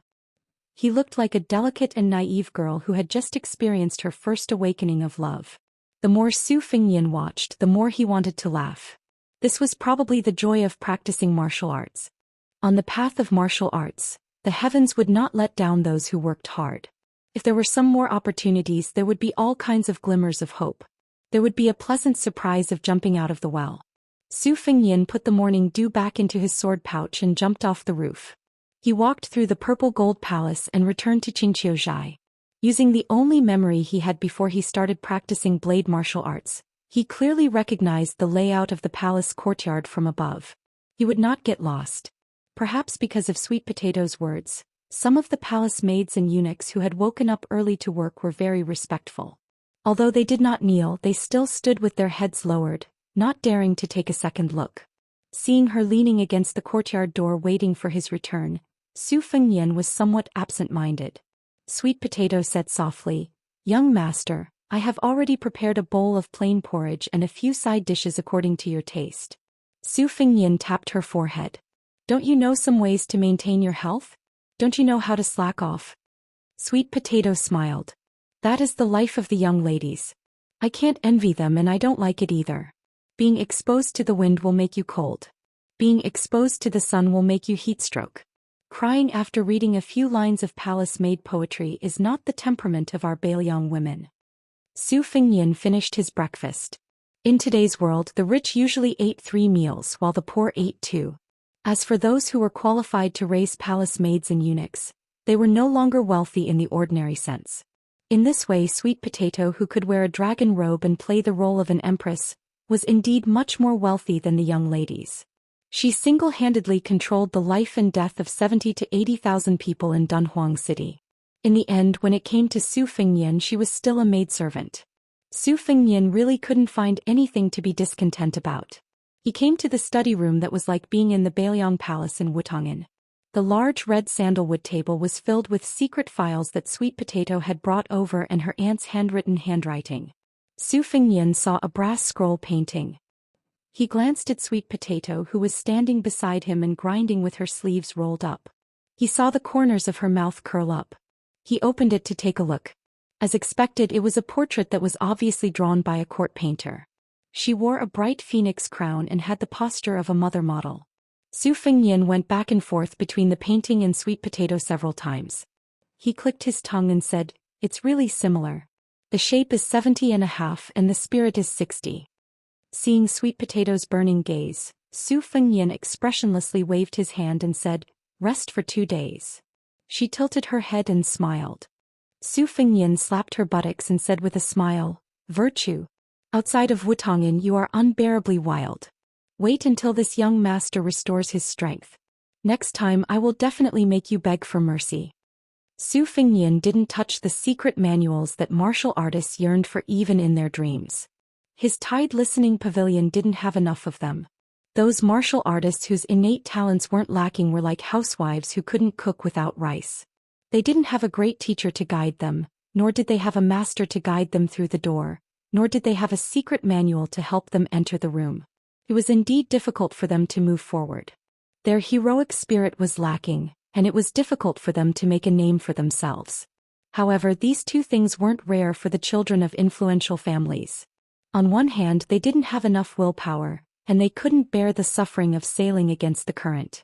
On the other hand, a large part of it was because there were too many paths leading to higher realms, to the point where they didn't know where to start. Or perhaps they went astray. If they learned all kinds of martial arts and read all the secret manuals, it would instead be difficult for them to become a grandmaster. As for Su Fengnian, who was close to Wang Xianji, he knew that he shouldn't bite off more than he could chew. As a result, he had always picked secret manuals that were beneficial to his blade technique. Now that he had Wang Xianji's blade technique manual, he was even more undistracted. Su Fengnian was working so hard because he truly felt that if he didn't put his life on the line to practice martial arts, he wouldn't be able to face the fellow who had been sloppy and thieving with him and was still carrying a wooden sword. The next time they met, once his identity was discovered, wouldn't he be chopped to death by Wen Hua's wooden sword? Chapter 539. Putting down the scroll, Meng Qi flipped through Aunt Sweet Potato's handwriting. It was obvious that the handwriting was the same as the heart of a raccoon's hair and the tip of an autumn rabbit's hair. It was said that words were born from the heart, but it was not very accurate. After all, there were countless people who could write well. However, if one were to add in the type of brush used, especially those who only used one type of brush, one could roughly guess it. This woman was indeed a fierce person who competed with the current Northern Mang Empress for the favor of the Empress. Although the strokes were strict and dignified in small regular script and were extremely particular about the rules and style, in terms of individual words, each stroke was as if it was carved into wood. Su Fengnian somewhat understood how she managed to teach a woman like Sweet Potato. Meng Qi slowly browsed through the handwriting. Most of the handwriting was about the famous deeds of the previous generation of Beimang Jianghu. Just reading the handwriting was enough to make Su Fengnian applaud. Sweet Potato considerately carried a pot of green ant wine shipped from Bailiang. Su Fengnian finally saw the Battle of the Nine Swords in the Wu family's sword tomb. Sweet Potato Ant also heard about it from hearsay. However, compared to ordinary people's exaggerated stories, the words of the second king of Dunhuang City were much more credible. She herself was a top martial arts master. The few hundred words she wrote shocked Su Fengnian. After reading it a few times, Su Fengnian was still not satisfied. He sighed and said, "So that's how it is." The two generations of the Wu family's sword tomb 200 years ago were known as the most amazing period of the sword tomb. There were 9 sword masters. One was at the Celestial State, 2 were at the Shenfinger State, 1 was at the Vajra State, and the remaining 5 were at the Master level. It was conceivable that if the Wu family was given another generation, even if 1 or 2 of them died of old age, they would still be able to achieve the unprecedented achievement of 5 first grades in one martial art. Su Fengnian only heard about the 9 swords of the Wu family going to Beimang from a guard servant. At that time, there was a swordsman in Beimang who claimed that there was no swordsman in the Central Plains. However, Su Fengnian did not take this statement seriously. Although the Wu family had always been arrogant and looked down on all the swordsmen in the world, no matter how impulsive they would not go all out to Beimang. He once asked Li Chungang during his travels, but the old man with a sheepskin fur coat only said that the west sword led the east and did not explain further. Based on the content written by Aunt Sweet Potato, Su Fengnian had a rough understanding of the situation. The 9 swords against the 10,000 cavalrymen were not fighting on their own. Instead, the most powerful person, the Celestial State Sword Crown, would be the eye of the formation. The 8 of them would take turns to be the sword master and sword attendant, eventually forming a shocking sword-controlling formation. One could imagine the scene of the 10,000 cavalrymen tightly surrounding the 9 of them. The scene was bleak and bloody. Wave after wave of cavalrymen charging, in addition to thousands of flying swords decapitating the enemy. What kind of sword chi would it be? Su Fengnian exclaimed again and again. He leaned back in his chair and muttered to himself, "This sword formation can only be created by a top swordsman. It's impossible to use it on the battlefield. Can it be simplified like that set of fist techniques for riding a bull? Seemed to be quite difficult." The Jianghu experts were already impatient with rules and regulations. Being a watchdog for the rich and powerful, they were only aiming for a stable martial path. Only fools would be willing to fight for their lives. However, it would be good if he could get the rough foundation of the sword formation. Where could he find it? The Wu family sword tomb? It seemed unrealistic. Would the Beimang royal court have secret documents? Even if they did, it would be even more unrealistic. It's not something that can be exchanged with gold or silver. Sweet Potato chuckled. If young master really wants it, you can use the men of sacrifice lurking in the royal court to do it. Su Fengnian shook his head. That's not taking human lives seriously. It's not worth it. Oh, Sweet Potato replied. Su Fengnian did not even raise his head. He continued to flip through the book and said, "Don't think about it. You're not allowed to join in the fun. Do you hear me?" Sweet Potato hummed softly in agreement. Su Fengnian raised his head and laughed angrily. "Don't play dumb with me." Sweet Potato's eyes were full of flirtatiousness. She wrinkled her small and delicate nose and said very childishly, "I know." In Su Fengnian's impression of her, other than scrupulously abiding by her duties as a maidservant, she was also like a meticulous sister. She was flawless and made people feel as if they were bathed in the spring breeze. The second-class maidservants in the courtyard had been with His Royal Highness for a long time. They knew that he was good-tempered, but he could be a little rascal and mischievous. Only Sweet Potato, who had never been angry or black-faced, and Bluebird, who had a cold temperament, had never crossed the line for more than 10 years. Su Fengnian lowered his head again. As he read, he suddenly withdrew his hand as if it was scalding. Curious, Sweet Potato took a closer look. The words Tuoba came into view. She smiled knowingly. Since he had come to Baimang, how could he avoid this bodhisattva, the martial god? Moreover, young master had a life and death battle with Tuoba Chunsun. The 3 pages were all about this Baimang god of war. According to the format of the handwriting, it was accumulated several times. Almost every time Tuoba made a breakthrough, the woman, the Dunhuang city lord, would write about her insights. Su Fengnian read it over and over again tirelessly. Sweet Potato glanced at the dragon spitting out pearls engraved on the table. When it was lunchtime, she quietly left the room and quickly returned with a lunch box. Su Fengnian randomly ate his food and continued to read the 3 pages of precious words. Sweet Potato moved a chair to sit beside him. Seeing a grain of rice at the corner of his mouth, she reached out to pick it up and put it into her own mouth. Su Fengnian did not mind. He had been with Sweet Potato for many years. It could be said that she was the one who cleaned up the mess of his first youthful semen. She had always been warm to his heart. Even last night's 2 plum blossoms came naturally. What was there to be pretentious about? Sweet Potato took the lunchbox and sat down. She said softly, "If I die today, will young master remember me for the rest of my life?"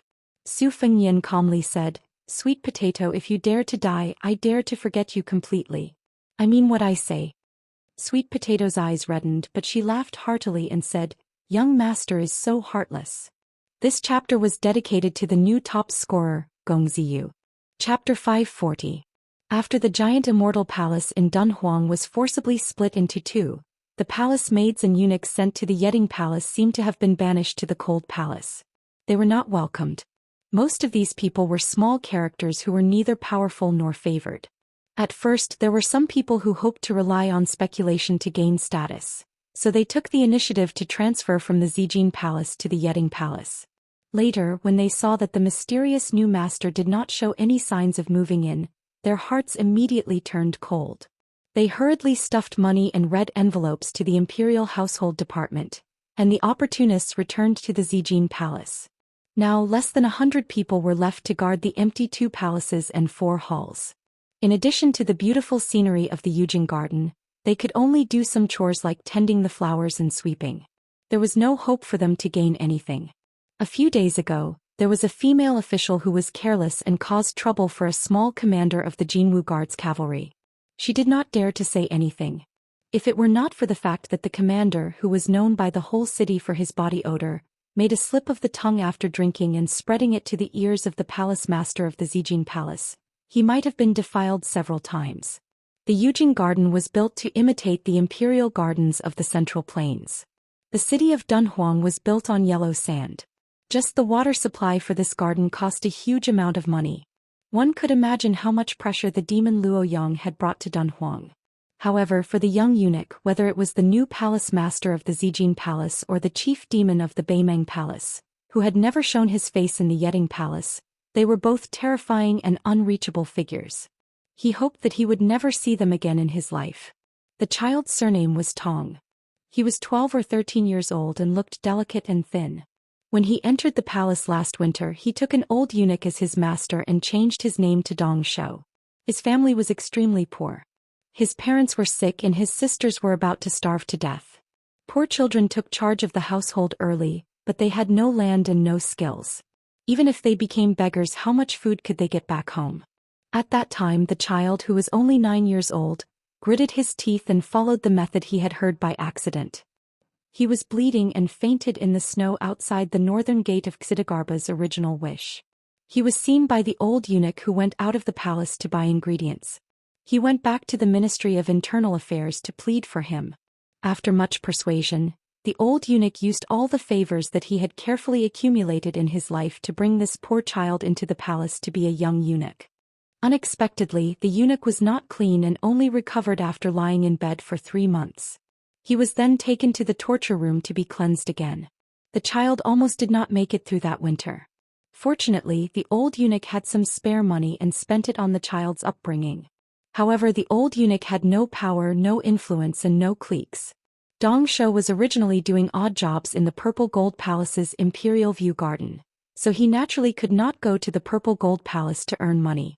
Fortunately, the expenses in the palace were not high, and he could still send some of his salary out of the palace to his family.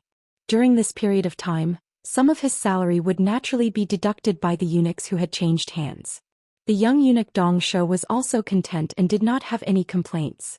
He heard that his family had sold a younger sister, but his salary would be enough to support the entire family. Dong Shou only felt a little guilty. He thought that when he was successful in the future he would endure 5 or 6 years to become a small leader and then save money to redeem his sister. The older young eunuchs in the Yeding Palace liked to tease him. The rules in the palace were strict and there were not many eunuchs. Other than working hard and conscientiously, they had no fun. They gathered in groups to gamble and gossip. Once they were discovered, they would be beaten to death. Moreover, the Yeding Palace was sparsely populated. It was like being raised by a stepmother. It was especially lifeless. The young eunuchs, who were naughty and mischievous, would play with the helpless Dong Shou from time to time. They did not dare to do it openly. Usually, like today, they would call him to the shadows of the Yujing garden, take off his pants and step on him. 5 or 6 young eunuchs laughed and left. Dong Shou silently put on his pants and patted the dust away. He leaned against the rockery and gasped in pain. The rockery behind him was called Dui Chun Mountain. His master said that it was made of stones found from the spring deity lake in the Dongyue dynasty. There were precious trees planted on the mountain that were evergreen all year round, so it was called Dui Chun Mountain.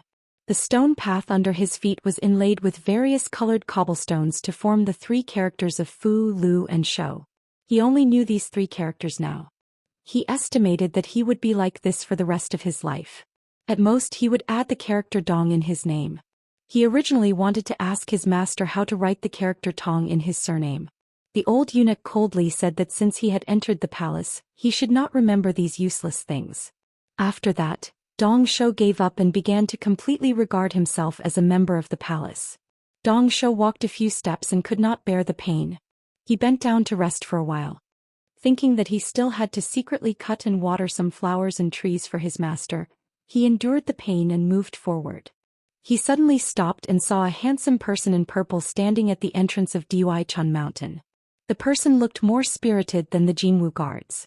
As for the robe, it was unimaginably beautiful and noble.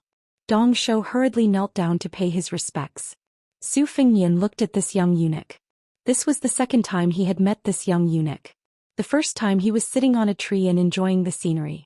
He saw the youth sneaking around the garden and going to the top of Dui Chun Mountain. He looked out of the palace and secretly cried. Su Fengnian flatly said, "Don't kneel. I am not a member of the palace." The young eunuch was stunned for a moment. His face turned pale. He hurriedly got up and grabbed the man's sleeve. He nervously said, "Hurry up and leave. If you are caught, you will be beheaded."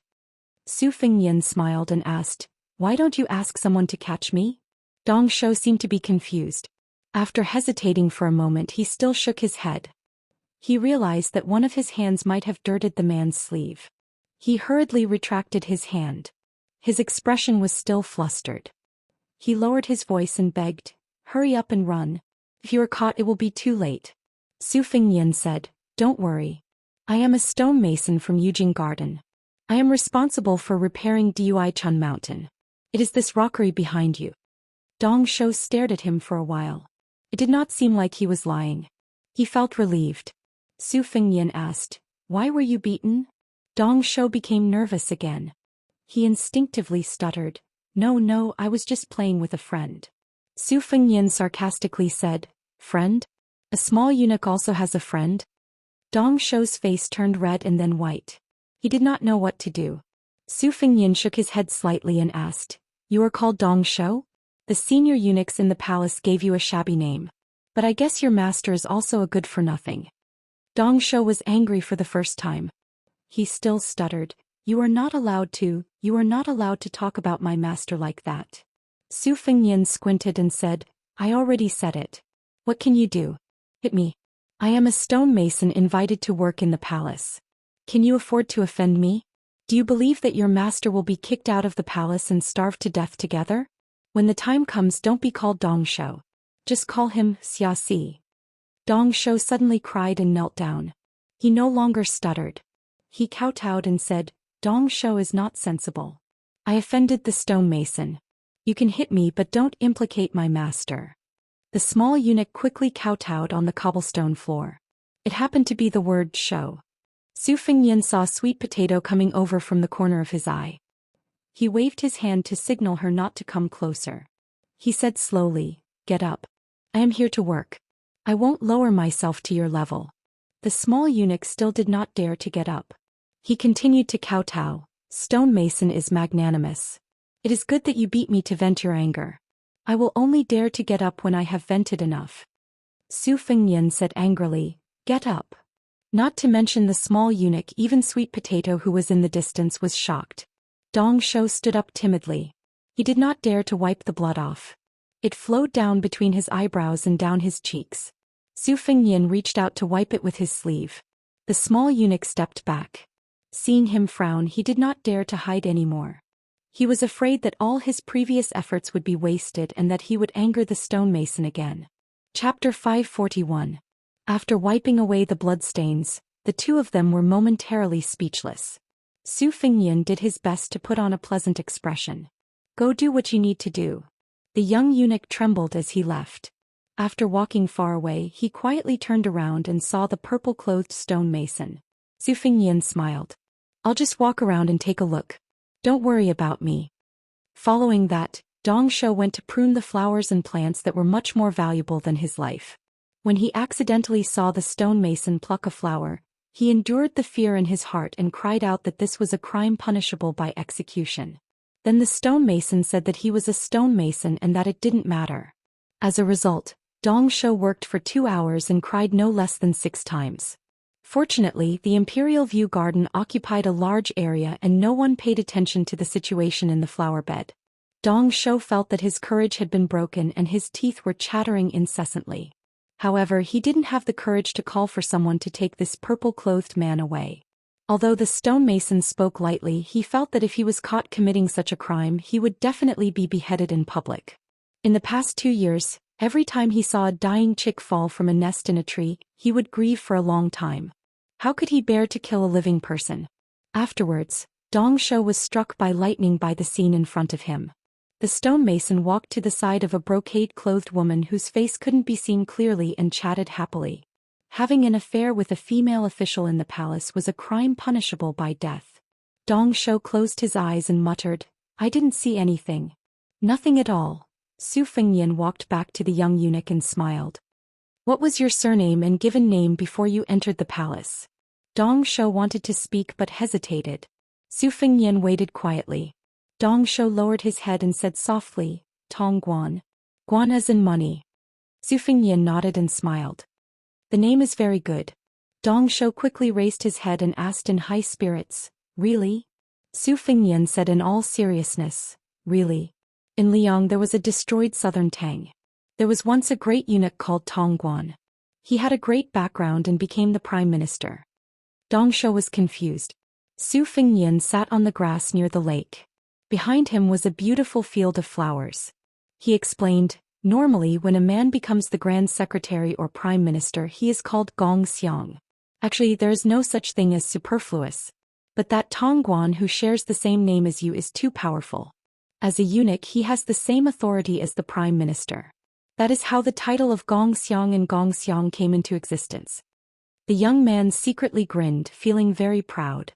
Su Fengnian changed the topic and asked, "Do you know that Duichuan Mountain is the place where the Dunhuang Castellan ascended during the Double Ninth Festival?" The young eunuch said blankly, "I've never heard my master mention it." Su Fengnian smiled and said, "In the future when you miss home, you can go there and look outside the palace." The young eunuch blushed. Su Fengnian asked, "If one day you become a great eunuch, what will you do?" Dong Shou said shyly, "Send a lot of money to my parents and sister outside the palace. And to show filial piety to master." "Scorn? I don't think so. Tell me the truth. Kill those eunuchs who laughed at my master. Those who bullied you. Kill them all. Skin them alive and pull out their tendons." Unknowingly he revealed his thoughts. Remembering his master's teachings, the young eunuch was suddenly horrified and remorseful. He did not dare to say another word. Su Fengnian looked at the lake and said lightly, "Don't be afraid. This is what a man should say and do. I don't have time to be apologetic with a young eunuch like you." Dong Shou lowered his head and said, "Am I a man?" Su Fengyan smiled and said, "It's fine as long as you know it." The clouds were light and the wind was light. Sweet Potato did not disturb them. In the next few days, Su Fengyan, in addition to reading the writings and similar records about Dunhuang, would go to Yujing Garden to get some fresh air and chat with the young eunuch when he was free. Gradually, Dong Shou was no longer reserved and timid. He became more lively and lively. The two of them chatted casually. A woman's temper is directly related to the size of her breasts. If you don't believe me, think about the situation of the palace maids around you. Isn't this the truth? Oh, it seems to be true. Then which palace maid sister do you think has the heaviest breasts? Of course it's the palace maid sister Qixue. Her face is very beautiful. Those Jinwu horsemen on duty can't take their eyes off her every time. Hey, I'm about the same, but it's just a thought. Well, there's also Sister Xiyu who works in Qinrui Palace. Her breasts might be bigger, but she's not as beautiful as Qixue. Then you like big ones? No, I think it's not good to have big breasts. It's better to have small breasts. They're so heavy that they'll burst their clothes. I feel tired for them. The face is still the most important thing. You're still young. You don't understand. Sir Stonemason, you know. Can you tell me? Why would a young eunuch like you know this? Say, are you worried? There's food and drink. What's there to worry about? I don't think about things between men and women. In fact, I know that there are palace eunuchs and palace maids who are quite pitiful. Are they as pitiful as you? Say, Dong Shou, you only know Sai. You're ignorant. I don't know what to say. There's nothing I can do about it. The last meeting was very short. It was at dusk. Su Fengyan said, "The matter is done. We're leaving the palace." The young eunuch didn't want to cry, but he couldn't hold back. Soon he burst into tears. Then he asked him to wait for a while.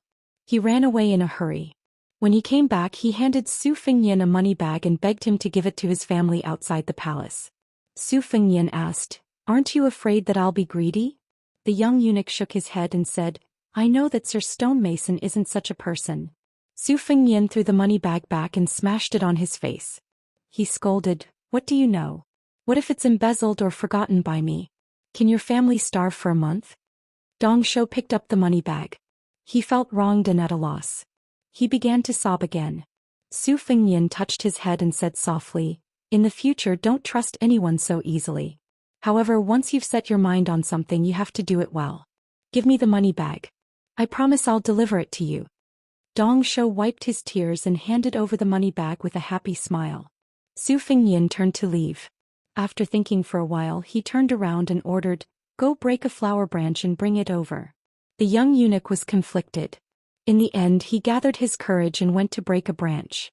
Su Fengyan squatted on the ground and wrote 2 words on the ground with the branch. He raised his head. Dong Shou's voice trembled with excitement. He asked carefully, "Tongguan?" After Su Fengyan got up, he broke the flower branch section by section and threw it into the lake. He rubbed the young eunuch's head with all his strength. The young eunuch cried and laughed.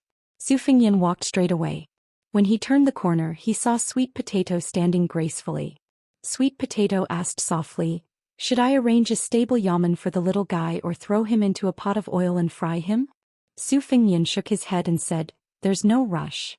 Let's wait for another 2 years. If his temperament hasn't changed, we'll find someone to teach him how to read and then send him to the sutra depository. He'll read the secret manuals freely. Don't try too hard and spoil his growth. What happens next will depend on his own luck." Sweet Potato nodded. By the lake, the young eunuch picked up some branches near the lake and stuffed them into his sleeve. He was about to throw them into the bottomless and narrow holes on Mount Duatren. He returned to the 2 words Tongguan and squatted down to look at it again and again. He memorized it in his mind. When he was about to wipe it away, he still couldn't bear to do so. After thinking for a while, he took out a thorny branch and deeply carved 2 small words on his palm. He squatted there in a daze. After a long time, he came back to his senses and said, "If I had known, I would have begged my benefactor to teach me how to write the word dong." The young eunuch slapped his face hard. "Don't be ungrateful." He stood up and clenched his fists. His eyes were firm. The young man loosened his fists and looked down. He muttered, "Tongguan. Thank you to the new top scorer and the adorable Xiaosan. Chapter 542. Before 12 a.m. Chapter 2. Before 4 a.m. Chapter 3. Is there a fourth chapter? To be determined. The Zijin Palace had a temple of discipline that overlooked the entire city. The top floor was a library. Outside the building, there was a stone carving of a dragon spitting water. Sweet Potato's aunt had planted 5 crabapple trees. Su Fengnian had moved from the Qingming courtyard to the library in the Temple of Discipline for the past few days. He often stood by the window for hours. Sweet Potato could live leisurely in Wutong Garden like a koi swimming in water, but she definitely could not do so in Dunhuang. Now 70 to 80,000 people had to look up to her. She was like a young empress ruling from behind a curtain. Although she had a group of capable female officials from the Zijin Palace to help her deal with political affairs, the entanglement of Dunhuang's various powers was a mess. Everything needed her to make a final decision. Fortunately, Su Fengnian did not let her stick to his side. There was no wall in the world that did not have a crack. Even if this wall was the wall of the emperor's house, it could not be concealed. From time to time, Su Fengnian, who was secretly wandering around the palace, felt an undercurrent surging. The tendrils extended outwards and then fed back into the palace. Su Fengnian did not know if this was the norm for giant Immortal Palace and Dunhuang. When he asked Sweet Potato, she said that Dunhuang had always been under her aunt's control. When the devil Luoyang was outside the city, Dunhuang was like a plate of loose sand. The powers that were indebted to her aunt all watched as she left the city alone and returned with heavy injuries. After Luoyang left, she did some icing on the cake. As for the common people, most of them saw it as a matter of course. You are the lord of Dunhuang City. If you don't take action, who will? If you die, it's just a change of master. If the city is breached, no matter how much Luoyang kills the innocent, 70 to 80,000 people will not be able to kill us, right? If we change masters, at the very least, everyone will suffer together. It's better than standing out and being slaughtered by the devil. Su Fengnian laughed when he heard this answer. At that time, Sweet Potato asked, if one day Bailiang's 300,000 steel cavalry failed to defend the northwestern border, and the millions of Bailiang's citizens surrendered without a fight, or even surrendered to Beimang and turned against Bailiang's army, would young master's heart turn cold? Su Fengnian asked, what would you do if you were me? Sweet Potato brushed her lips with her finger and said with a smile, if this servant is like you, the king of Bailiang, and such a thing really happens, it's fine if I don't see it. If I see one, I'll kill one. Su Fengnian sighed and said, you being the master of Dunhuang City is a bit of a waste of talent. Sweet Potato mentioned that 500 li to the north of Jinxi province were the ruins of the Wu family's 9 Swords massacre of 10,000 cavalry. Su Fengnian then had the thought of leaving the city. That night, on the dragon throne in giant Immortal Palace's main hall, she wore a dragon robe and sat high up on the dragon throne, assuming the posture of a monarch overlooking the world. If an older important official of Northern Mang's imperial tent saw this scene, they would only mistake it for the empress regaining her youth. It was late spring and the night was absurd. Fortunately, there was no morning court in Dunhuang City. Before dawn, they returned to the Qingfeng courtyard and took a bath together. Su Fengnian was helped by her to put on the Black Mountain Scholar's white robe. He carried the bookcase on his back. Sweet Potato circled the robe twice to check for flaws and fill in the gaps. She only wanted to be perfect. When she couldn't find any fault, she said with a look of pity, you look like a scholar with a mind full of poetry and books. It's very nice, but the purple python robe is even better. Su Fengnian patted the spring and autumn sword and said softly, don't send me off. Sweet Potato shook her head and said, send him to the Gate of Wishes. When they arrived outside the gate of Xidagarba's Gate of Wishes, Sweet Potato said that she wanted to send him 10 li away. Su Fengnian said helplessly, if you send him off like this, we'll just go straight back to Bailiang. Sweet Potato carefully groomed Su Fengnian again and asked, you really don't want the Night Jade Lion? Even if you're afraid of being too eye-catching, you can just find a good steed to ride on.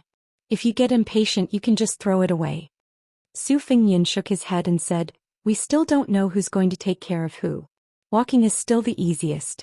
Once we've developed feelings for each other, I can't bear to throw it away just like that. Sweet Potato said softly, take care, young master.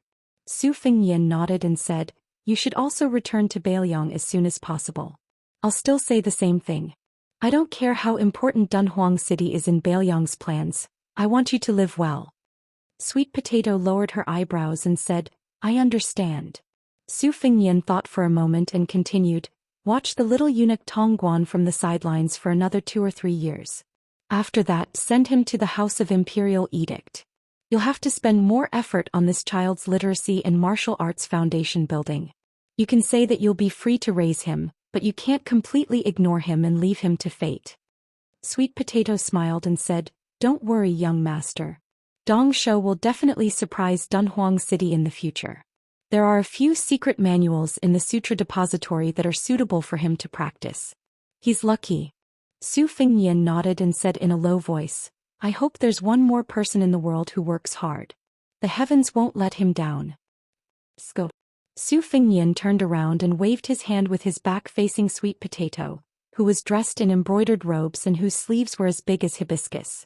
Chapter 543. Chapter 3, around 3 a.m. Chapter 4 tried to get there before 6 in the morning, although Dunhuang City was built on desolate yellow sand. Because it was unique within a radius of 100 li, it was worthy of being called a city of living water. There were many merchants coming in and out of the city frequently. There were no less than 5,000 to 6,000 people coming and going every day.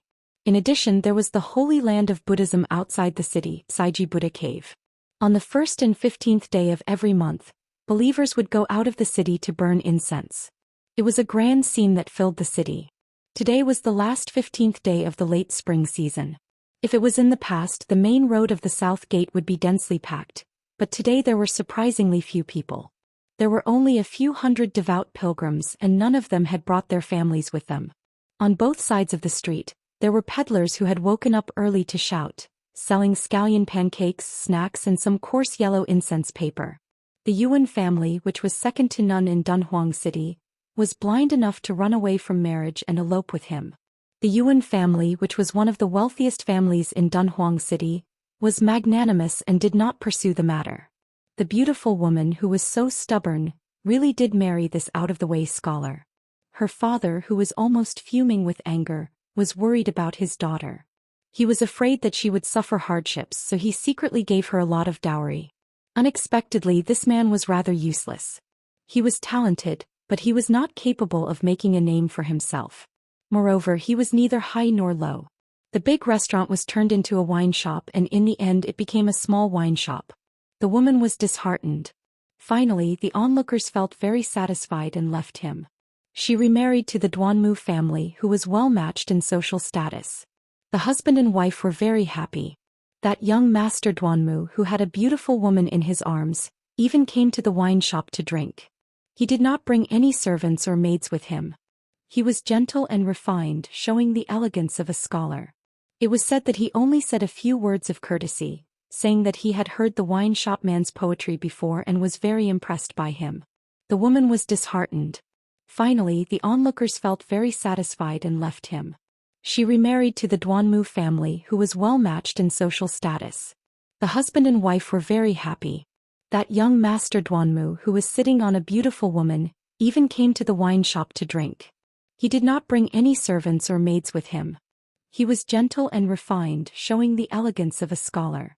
It was said that he only said a few words of courtesy, saying that he had heard the wine shop man's poetry before and was very impressed.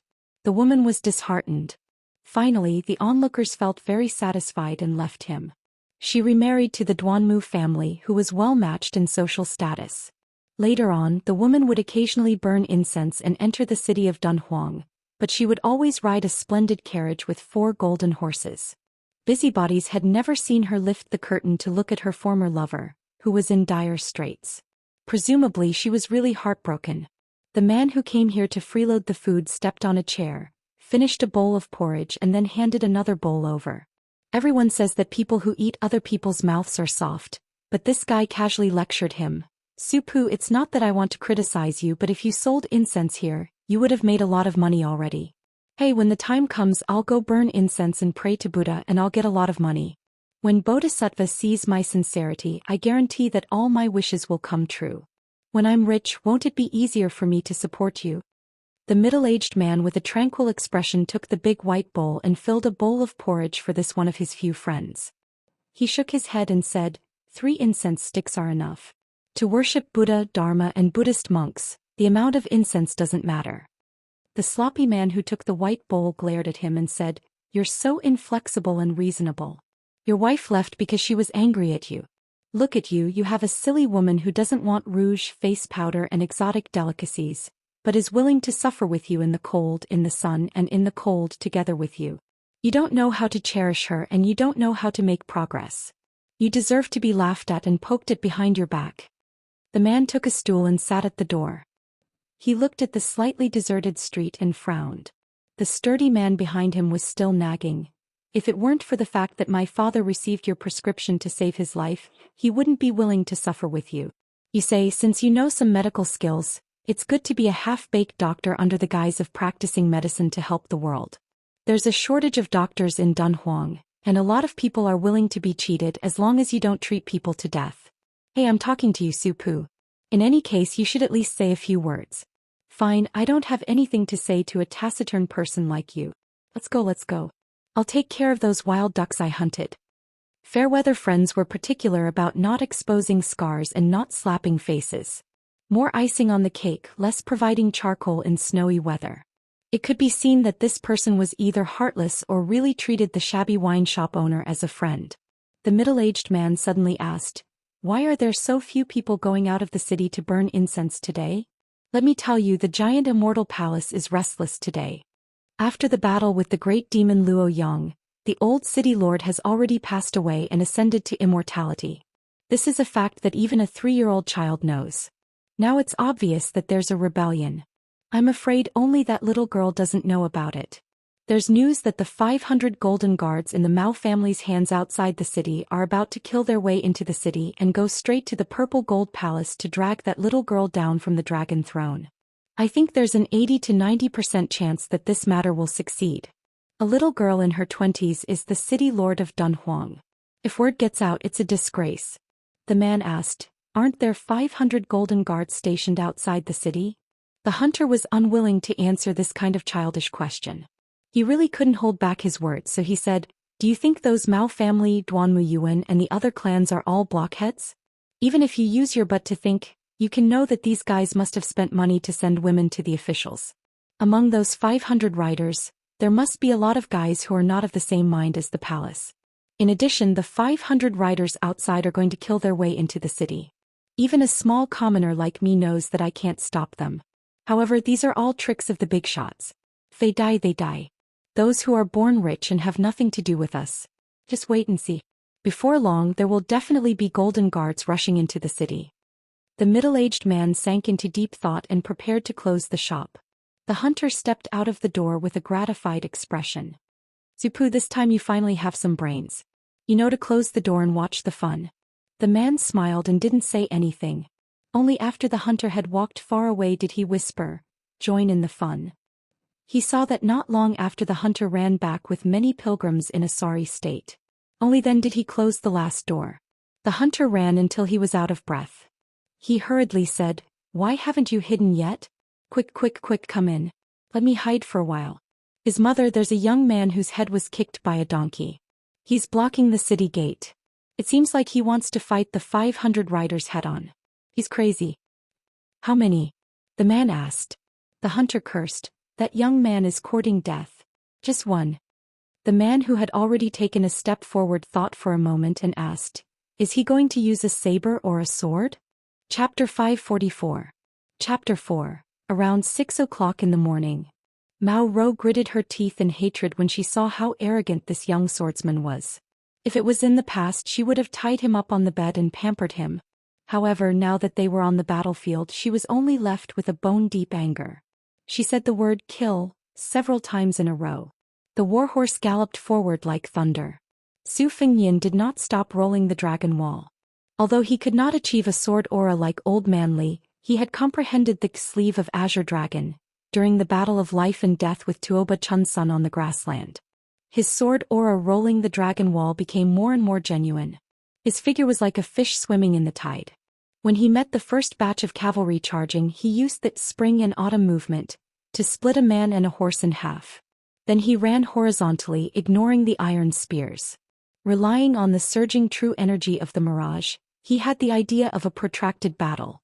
He did not insist on killing people but on seeing horses. Heavy cavalry were invincible in a battle on horseback, but dismounting to fight on foot would be a burden. The charging warhorse formation was like a line of tide. When Su Fengnian broke through the tide, more than a dozen riders were thrown off their horses. Under the second wave of iron spears, they only retreated slightly before charging again. His figure was free and unfettered with sword aura. It was like the calligraphy of a painting master. Mao Ro, who was sitting high up with a spear, was gnashing her teeth. It seemed that in just a few blinks of an eye, the Mao family had invested so much effort and enough gold and silver to form a small mountain. Almost 20 people had died. Once they fell off their horses, their heads would be cut off by the scholarly swordsman's sword aura, or their armor would be torn apart by his sword aura. They would die without a complete corpse. It was as if her muscles were being cut off. She really wanted to stomp on that handsome little bastard's crotch and ask, "Do you know that it's easy for this old lady to raise these armored cavalry as if they're my own sons? Is it easy?" Mao Ro quickly calmed down. Let alone killing one person with 500 cavalrymen, even if 300 cavalrymen went up against a first-stage Vajra realm martial artist, the latter would most likely be exhausted to death. However, there was an important prerequisite for this. After 100 or 200 people died, the formation wouldn't be messed up and their courage wouldn't be shattered. They wouldn't be defeated and scattered. Mao Ro had a lot of confidence in this point.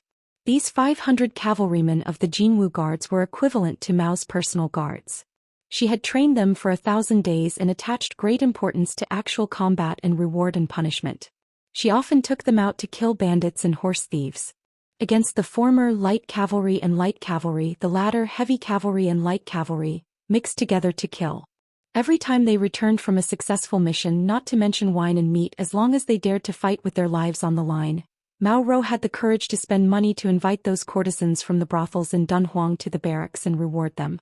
Frustrated, Mao Ro let out a long breath and said viciously, "You little swordsman, after you die, I will stomp your body into meat paste with my iron hooves." Mao Ro shouted, "Don't give him a chance to breathe, use the horse to ram him to death. Whoever stabs him first, I will reward him with all the courtesans in the city and let him play with them for 3 days and 3 nights until all 3 of your legs go soft. Whoever stabs him to death first, I will personally go into battle and give that lucky bastard a blowjob." The eyes of the Jinwu guards were bloodshot. Su Fengnian was expressionless. He controlled his sword with one hand to take the head and the other hand to kill the enemy at close range. Mao Ro looked at the soul-stirring one-sided slaughter on the battlefield and sneered, "Pull back 30 steps and throw your spears. Pick them up and come back later." The semicircular cavalry formation tangled with Su Fengnian immediately retreated. The second wave of cavalry threw out their spears in an instant. These spears were not as easy to deflect as arrows from 100 steps away. To be able to become a heavy cavalry, one's physical strength was not ordinary. Thus, every shot could be said to be powerful and heavy. Su Fengnian did not stop moving his sword and cut into the enemy's formation. He held 2 spears that brushed past his shoulders and spun them in his hands. The 2 spears were like mirror-like round shields, deflecting all the spears that came close to him. After a wave of throwing, Su Fengnian held his spear and threw it back with both hands. Immediately, 2 cavalry soldiers fell off their horses. Their armor was penetrating. Mao Ro was shocked. At this point she was actually starting to feel numb. She ordered coldly, "Surround him." This vicious and merciless female general sneered in a low voice, "I don't believe you can do what the Wu family did 200 years ago. How can one person create a sword formation?" Mao Ro glanced at the 5 cavalry captains beside her and tilted her chin. The 5 cavalrymen began to quietly charge forward with their spears. 60 cavalrymen in a circle tried their best to avoid the terrifying flying sword. Then they threw their spears at the same time from 30 steps away. Su Fengnian's hands formed a circle. Unexpectedly, the spears and spears rotated with it. His left hand brushed past and 60 spears and spears shot out in the opposite direction. Although these heavy cavalrymen were slower than the light cavalrymen when they were stationary, they were not straw mats. Apart from a dozen or so large arrows that were too tricky and pierced the cavalrymen to death, the rest were only scratched or deflected. However, the innermost layer of the circle began to show signs of breaking. In an instant, 6 cavalry captains who had reached the top of the Golden Guards rushed out from the gap and threw their spears at the same time. One of them had half his face cut off by the spring and autumn flying sword and fell off his horse.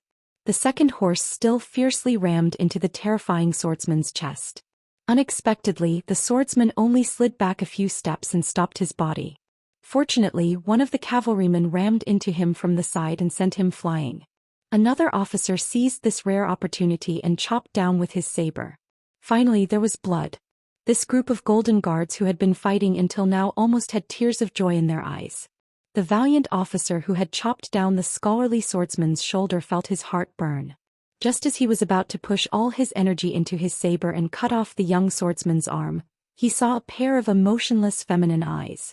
In the next moment his saber was knocked away and he was pulled off his horse. His neck was twisted with both hands. Su Fengnian threw down the bloody head and body. The corner of his mouth twitched. Mao Rou said in a deep voice, "Officer Tang Kong died in battle. The compensation is 50 taels of gold. His son is allowed to enter the Mao family's private school to study.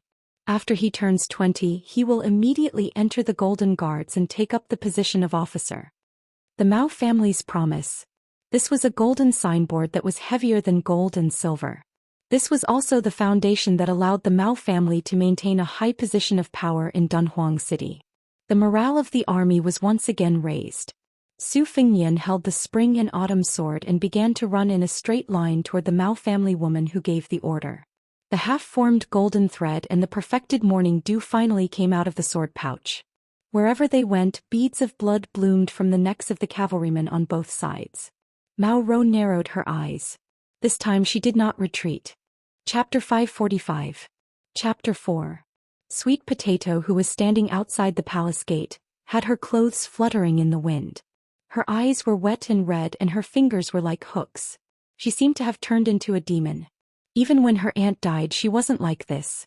A middle-aged man carrying a familiar book box appeared out of nowhere and shook his head at her. Sweet Potato's clothes gradually stopped moving.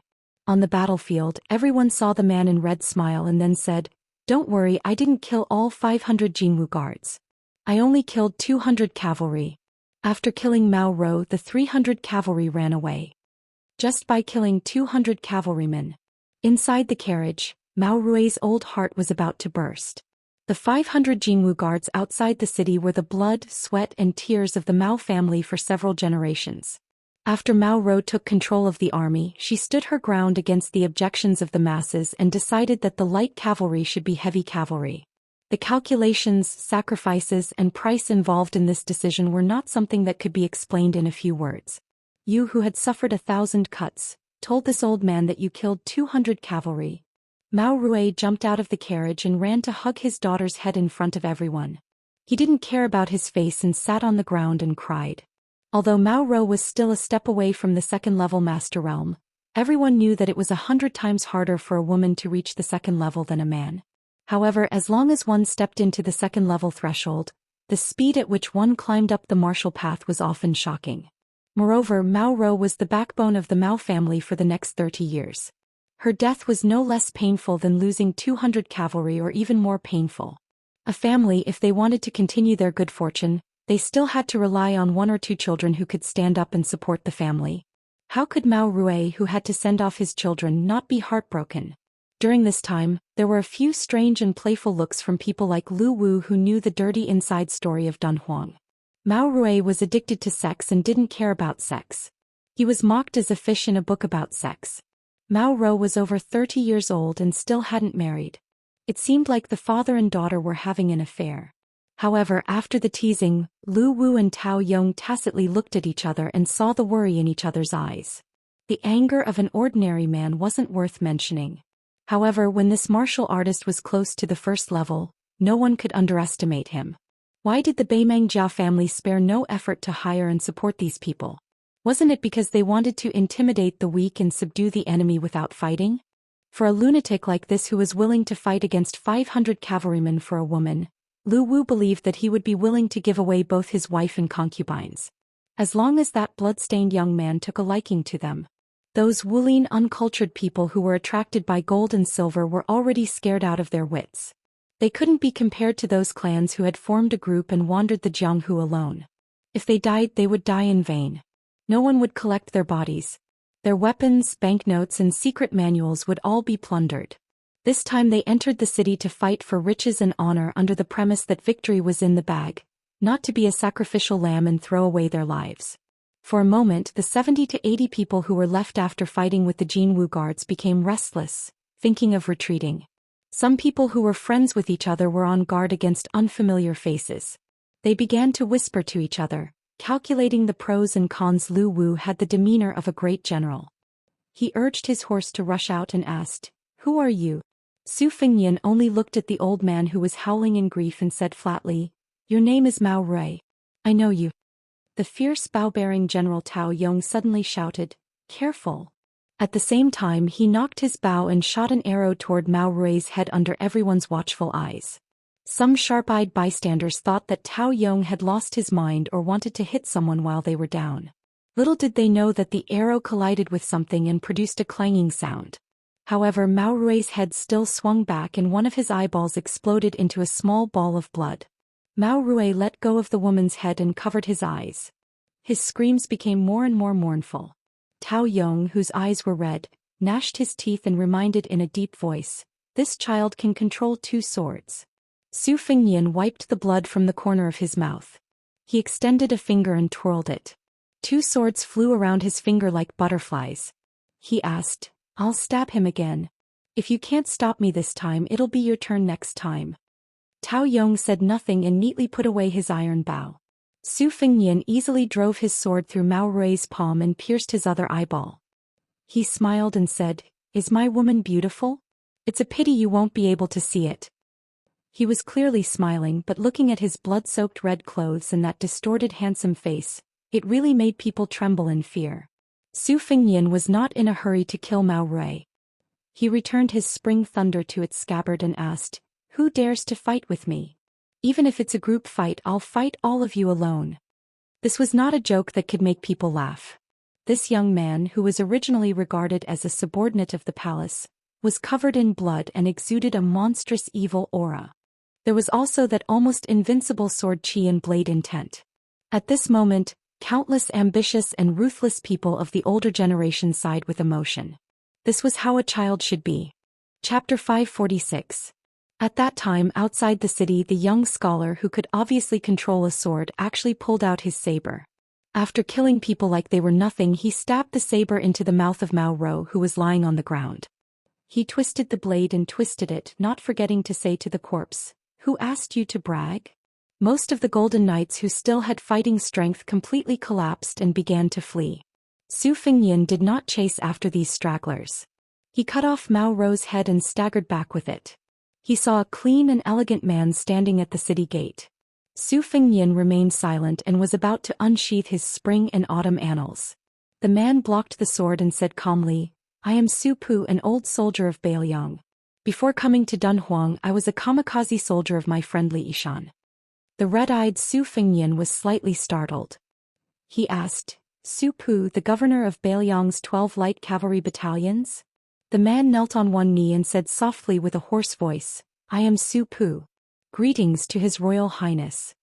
In Bailiang Palace, not to mention Su Zhao's kamikaze soldiers who could not see the light of day, the old man wearing a sheepskin coat who suppressed Sir Tide Listener and the 9th blade old Huang who hid his strength.